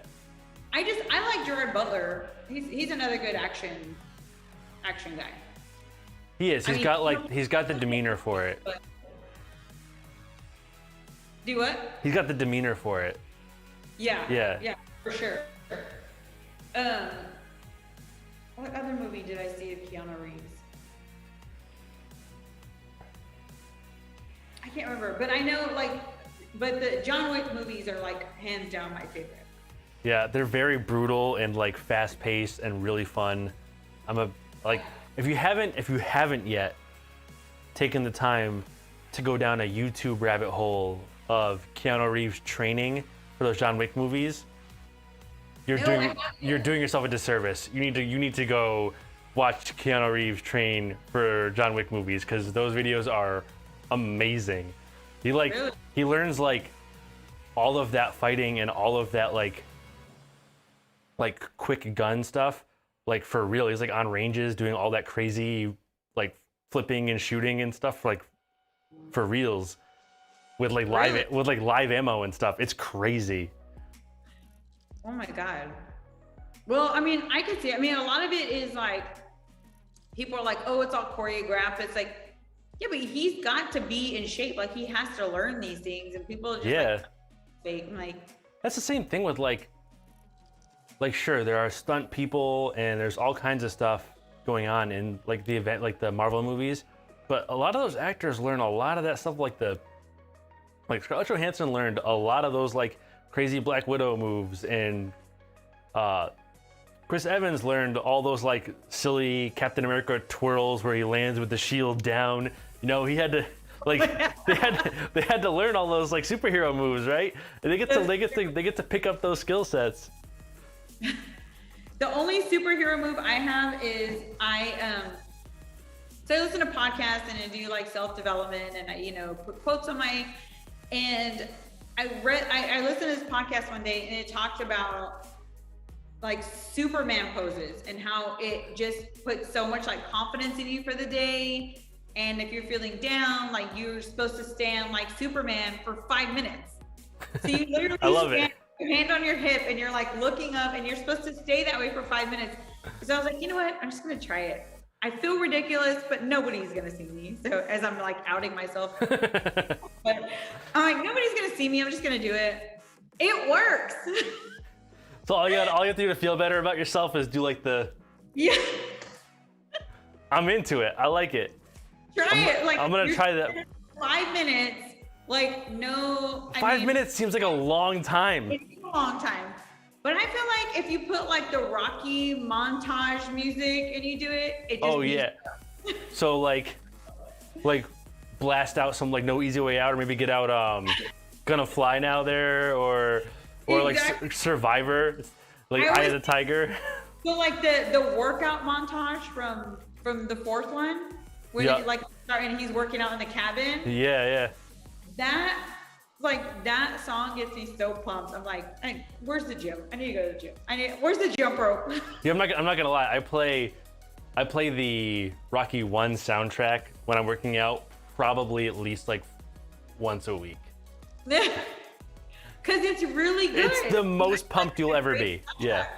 Like nothing gets you more pumped than like the and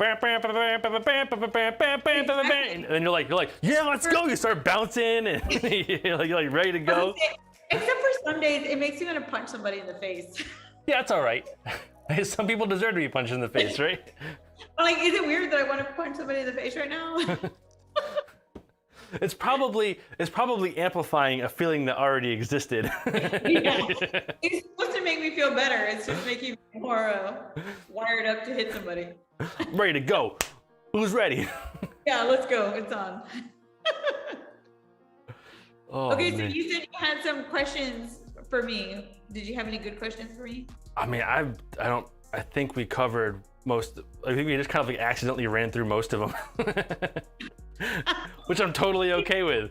I like it. It just happened. It just happened. I like conversations that I don't have to. I wrote down a bunch of like. This is what I do when I have somebody on, right? I wrote down a bunch of like, well, if they don't talk much, here's like things for me to prompt them with to keep things moving.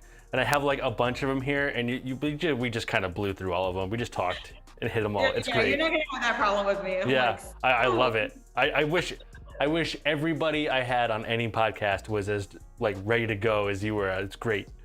like, is it weird? Like, do you have people that are just like, there's an awkward silence, and you're like, It's not. I mean, yes, but normally it's not too hard to be like, if you feel them starting to slow down or run out of things to say, you just kind of like, so like a couple like there's a thing here that we didn't talk about that as a.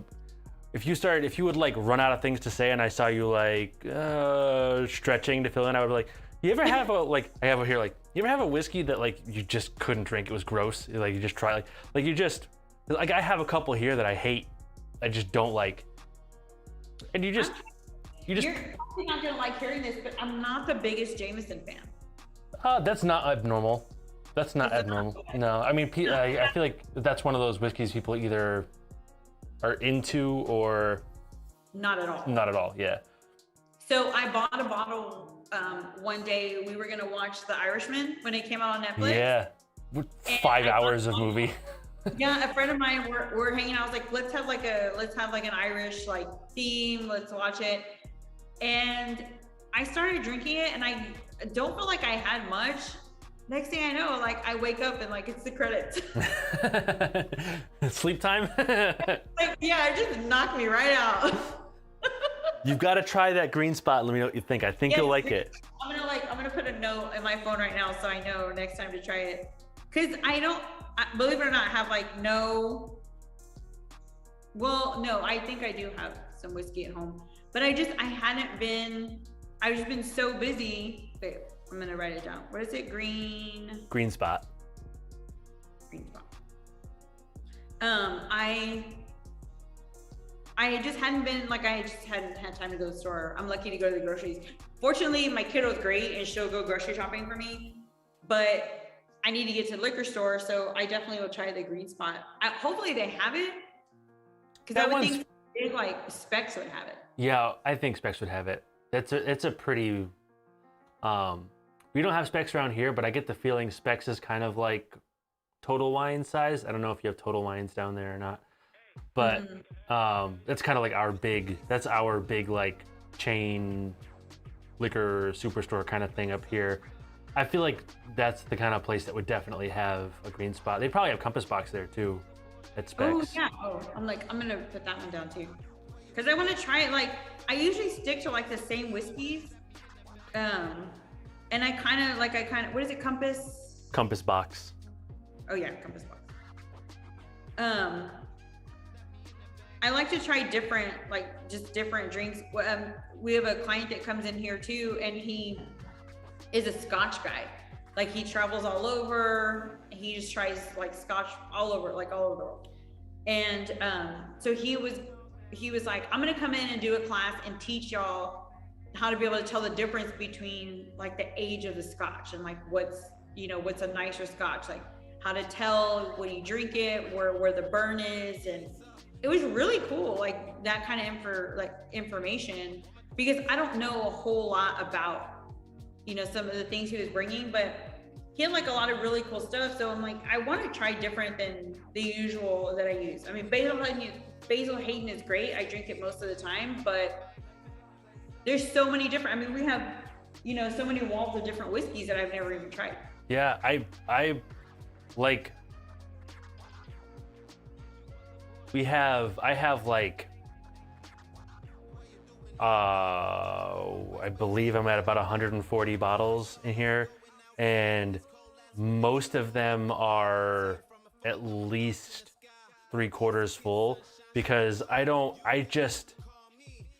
to me, the appeal is the trying new ones and the exploring and like dipping in and all that. And like, honestly, for what it costs to get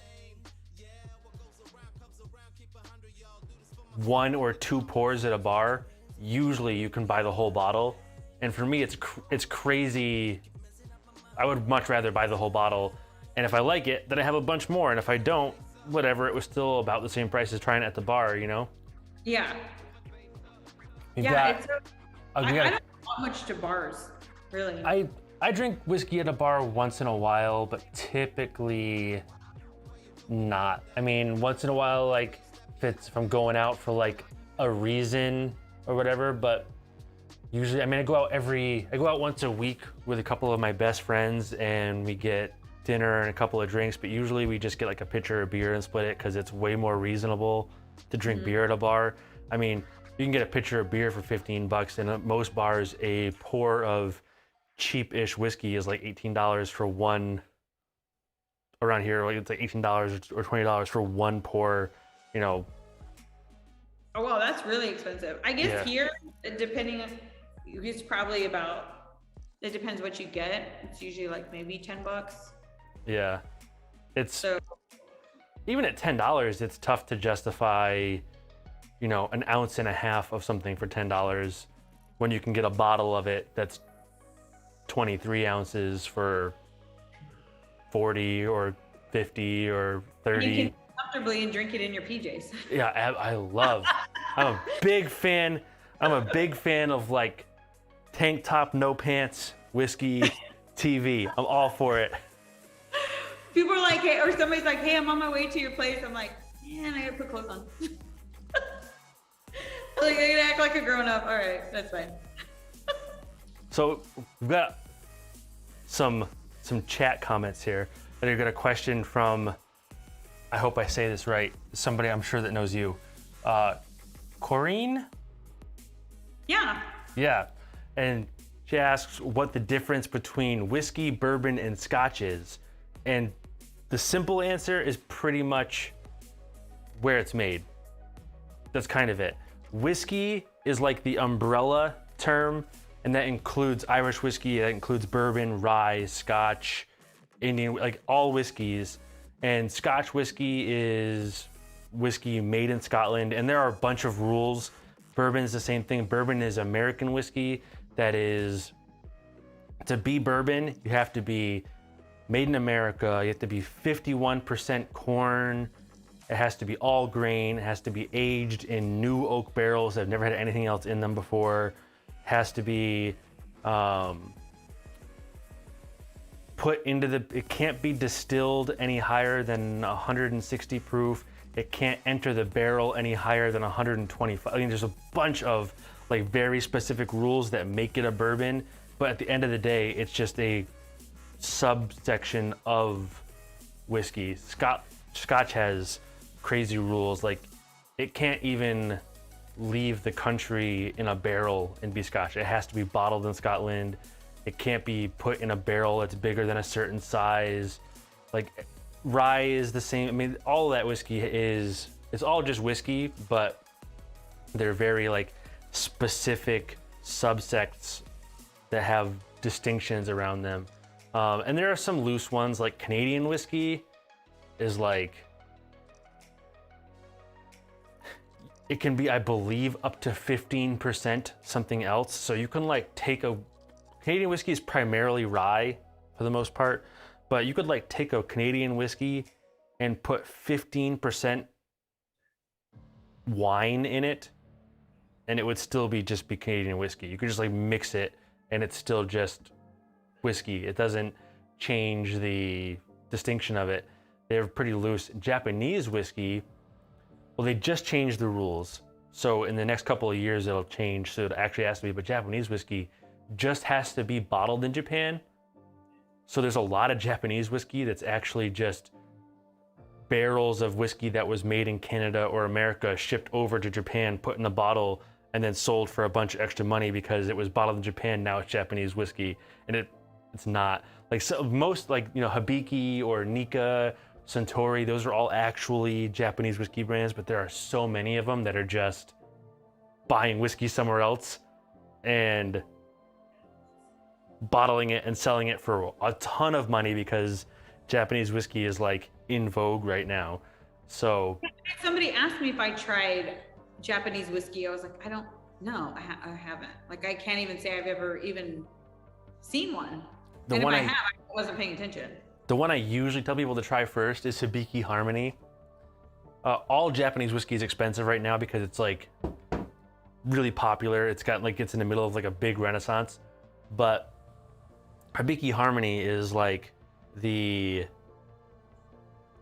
super approachable, very soft, fruity, easy to drink, entry level, kind of like, I say entry level, I don't want to sound like, that sounds a little demeaning, but it's very approachable. So if you have like, if you want to get like, dip your toe into a Japanese whiskey and see if you like where the direction they go, this is a good starter. Plus the bottle is gorgeous. Oh, it's wow. Gorgeous bottle. I mean, it is. Corrine needs to take a screenshot or write that down because that way we know what we're drinking next time we hang out. Yeah, this is just I love this stuff. It's like the strongest flavor for that to me is it's got like this like dried apricot kind of thing going on that I really like in that. Corrine asks, is that like Seagram's? Yeah, so Seagram's has Seagram's 7, which is just like Canadian whiskey, and then they have Seagram's American, and that is actually Seagram's American. There's a few of them in this category.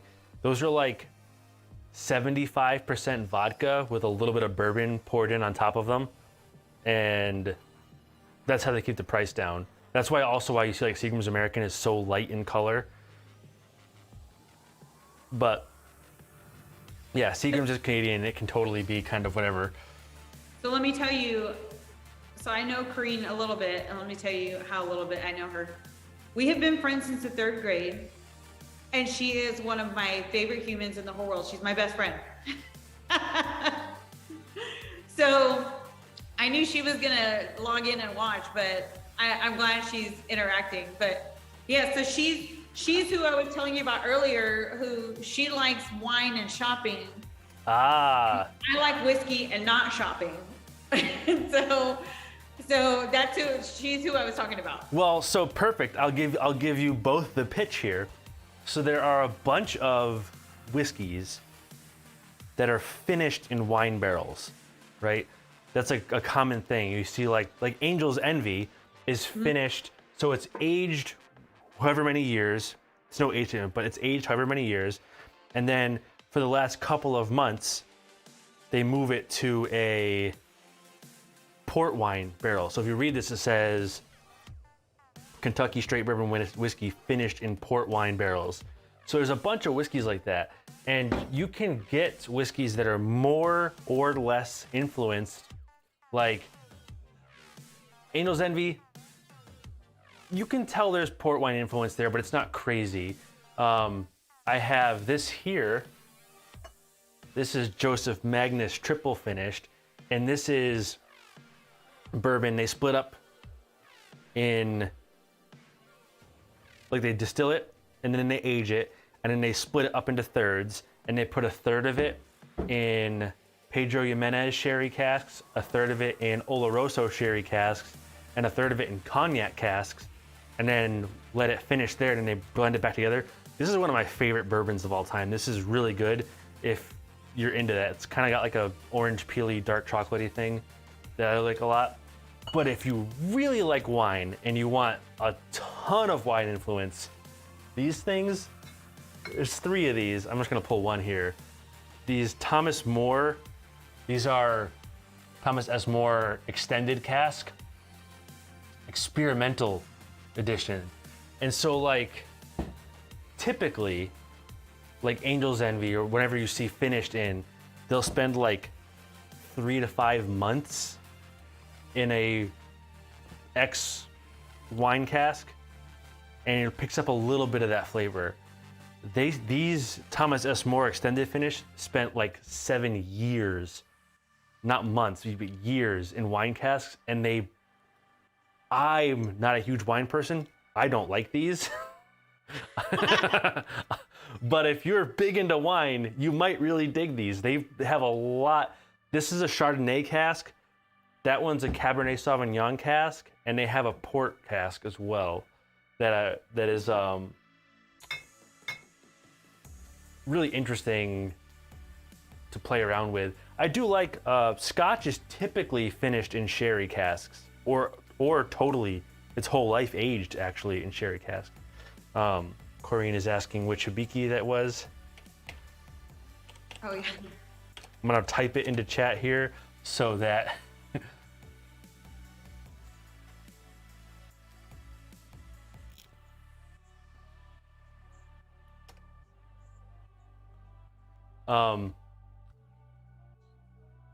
yes, and she says Angel's Envy question mark. This is the Angel's Envy. I'm gonna hold this up for the chat. This is the Angel's Envy.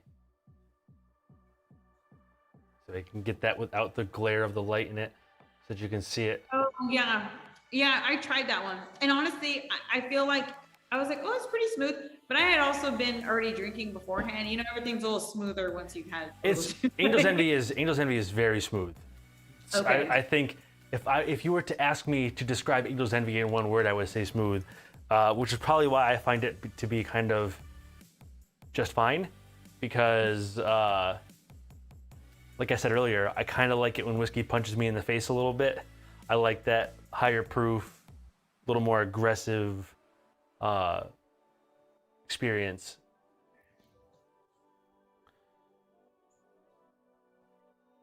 So that's one that she might like since she likes wine. Yes. Anything, okay. I mean, you'll see it. So legally, if it has been finished at all, it has to say finished in what it was finished on.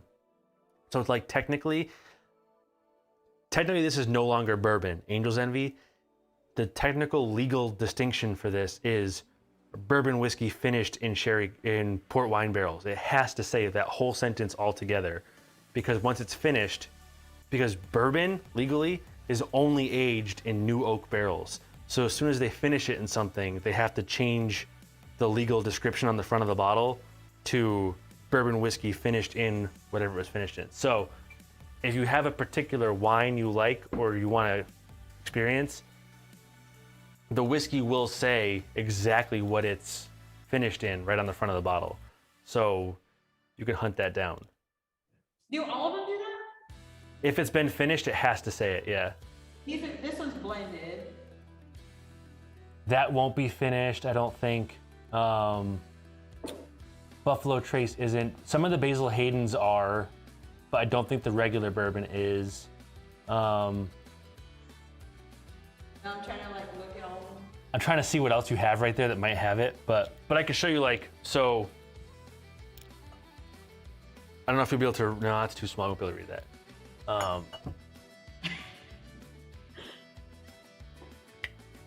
There's one right here that'll be a good.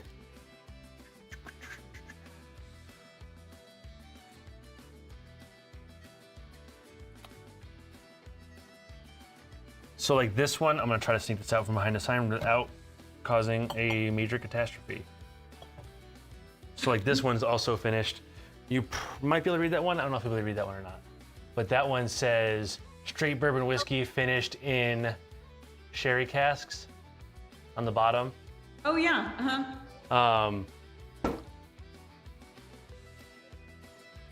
This one is at Joseph Magnus, I said. This might be tough for you to see, but the chat will be able to see it. That says straight bourbon whiskey finished in sherry and cognac casks across the front. Yeah.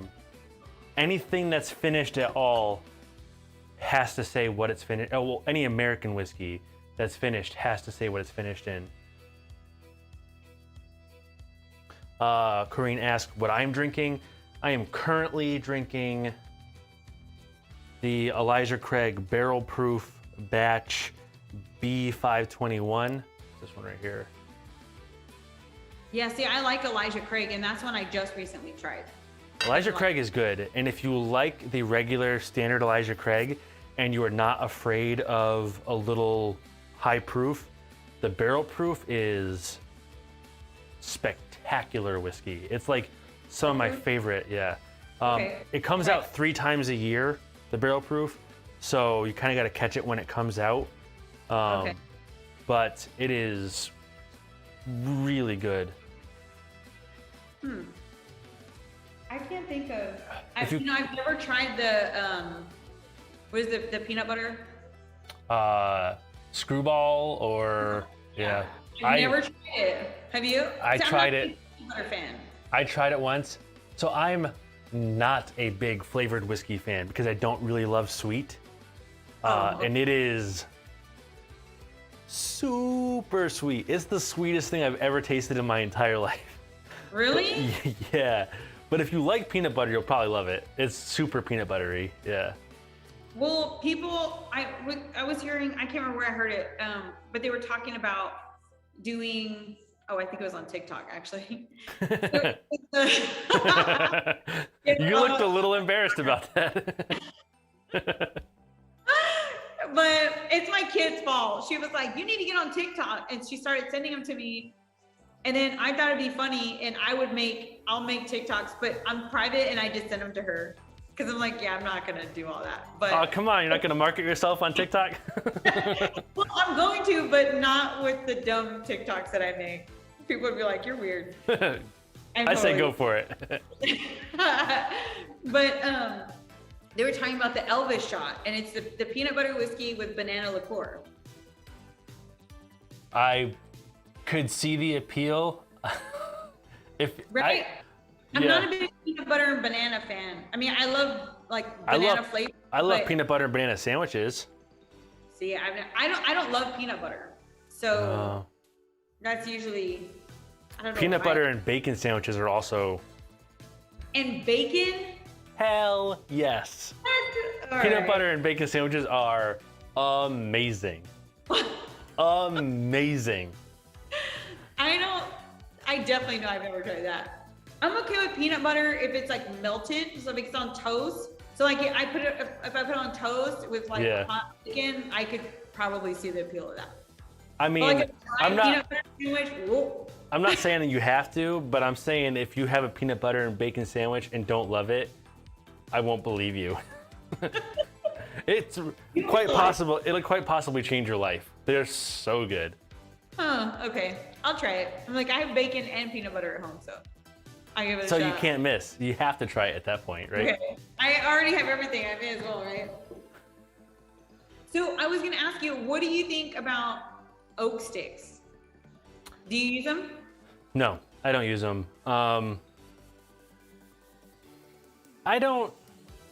Like, what's the appeal of them? Like, there was one whiskey bottle, I can't remember which one it was, that actually has it in there.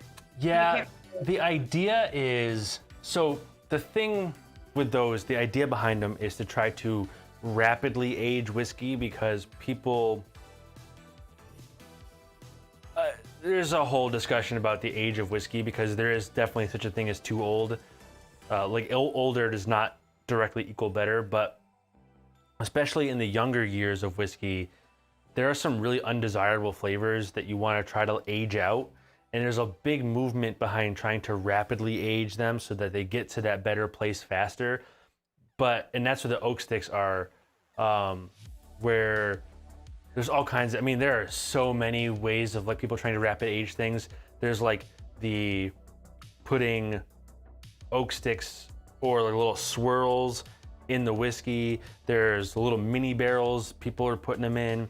There's I can't remember what distillery it is, a distillery that is filling big metal vats with their whiskey and then dumping a bunch of chunks of charred oak in and then agitating it with ultrasonic waves, trying to make it age faster. The problem is that you can get wood flavor. Like if you put those oak sticks in a bottle of whiskey, you can get more wood flavor into that whiskey faster.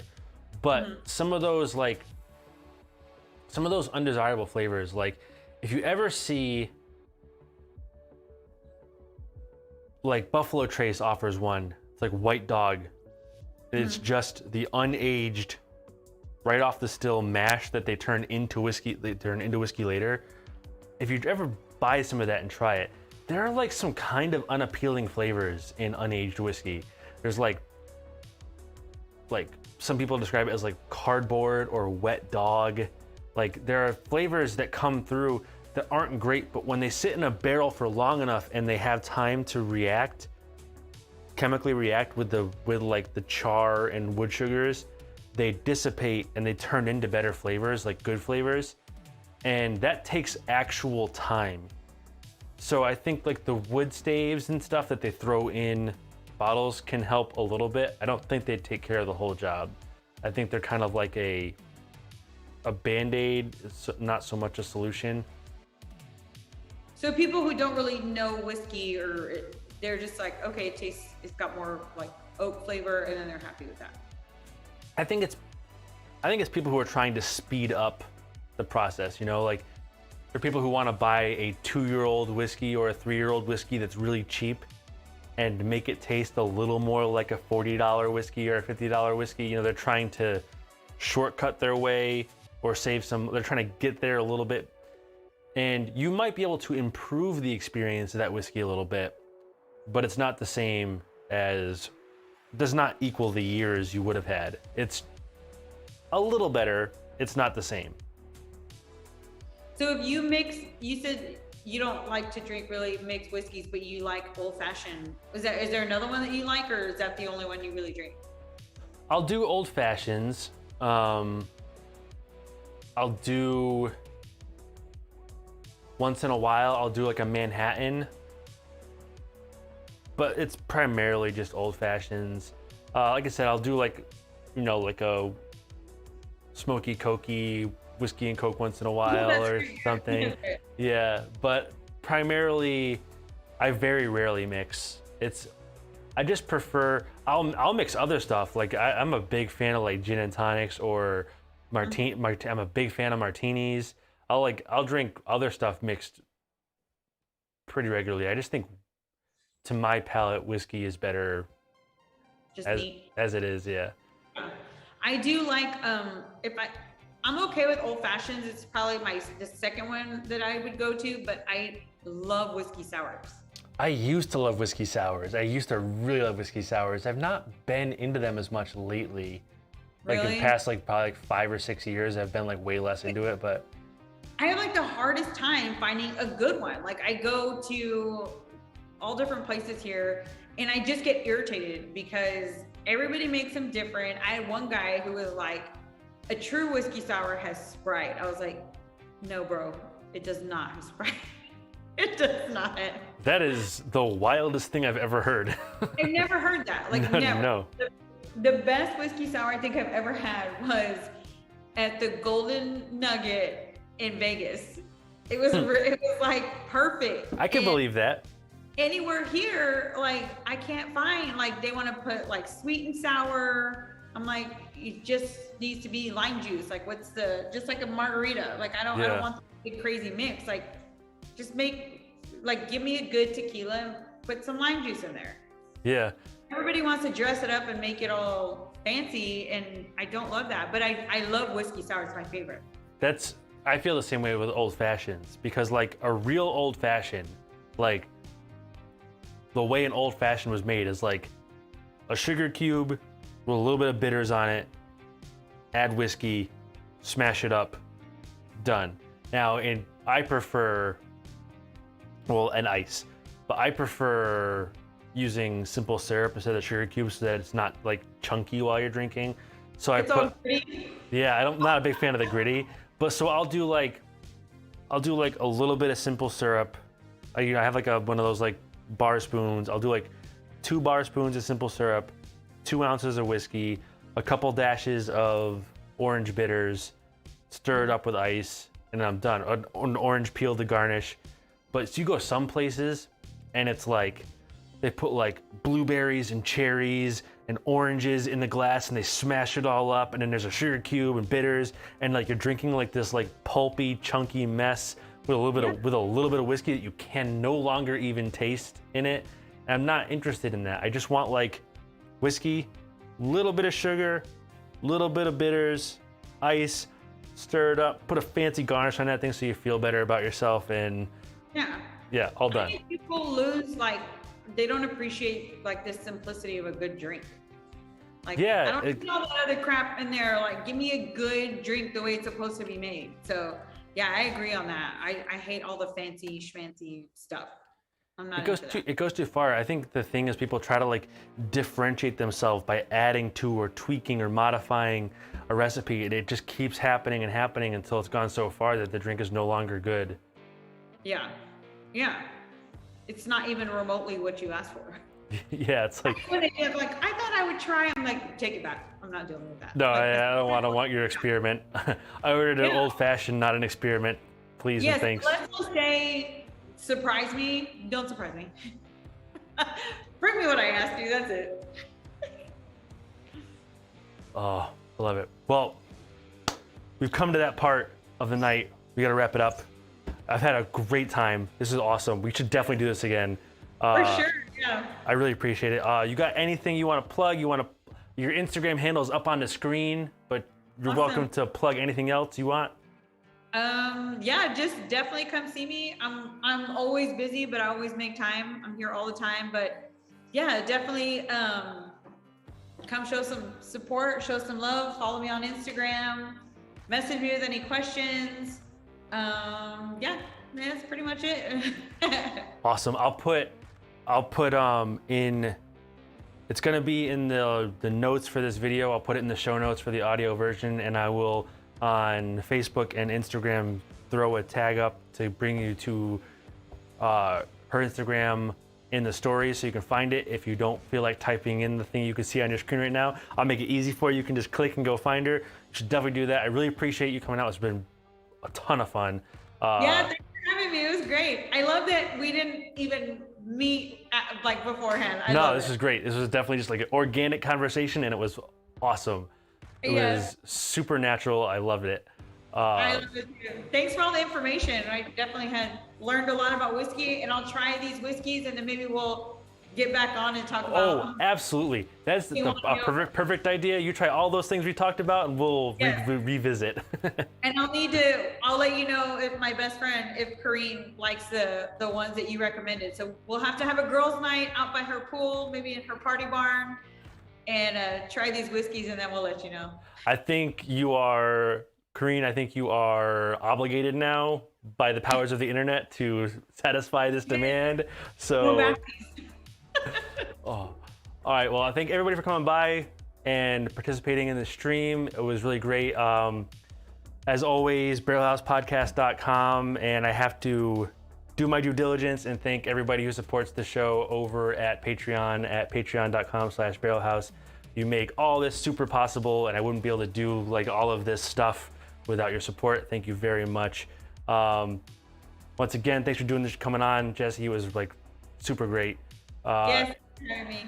And I will see you guys all later. Take care. All right, cool. All right, stream is over. Thanks. That was really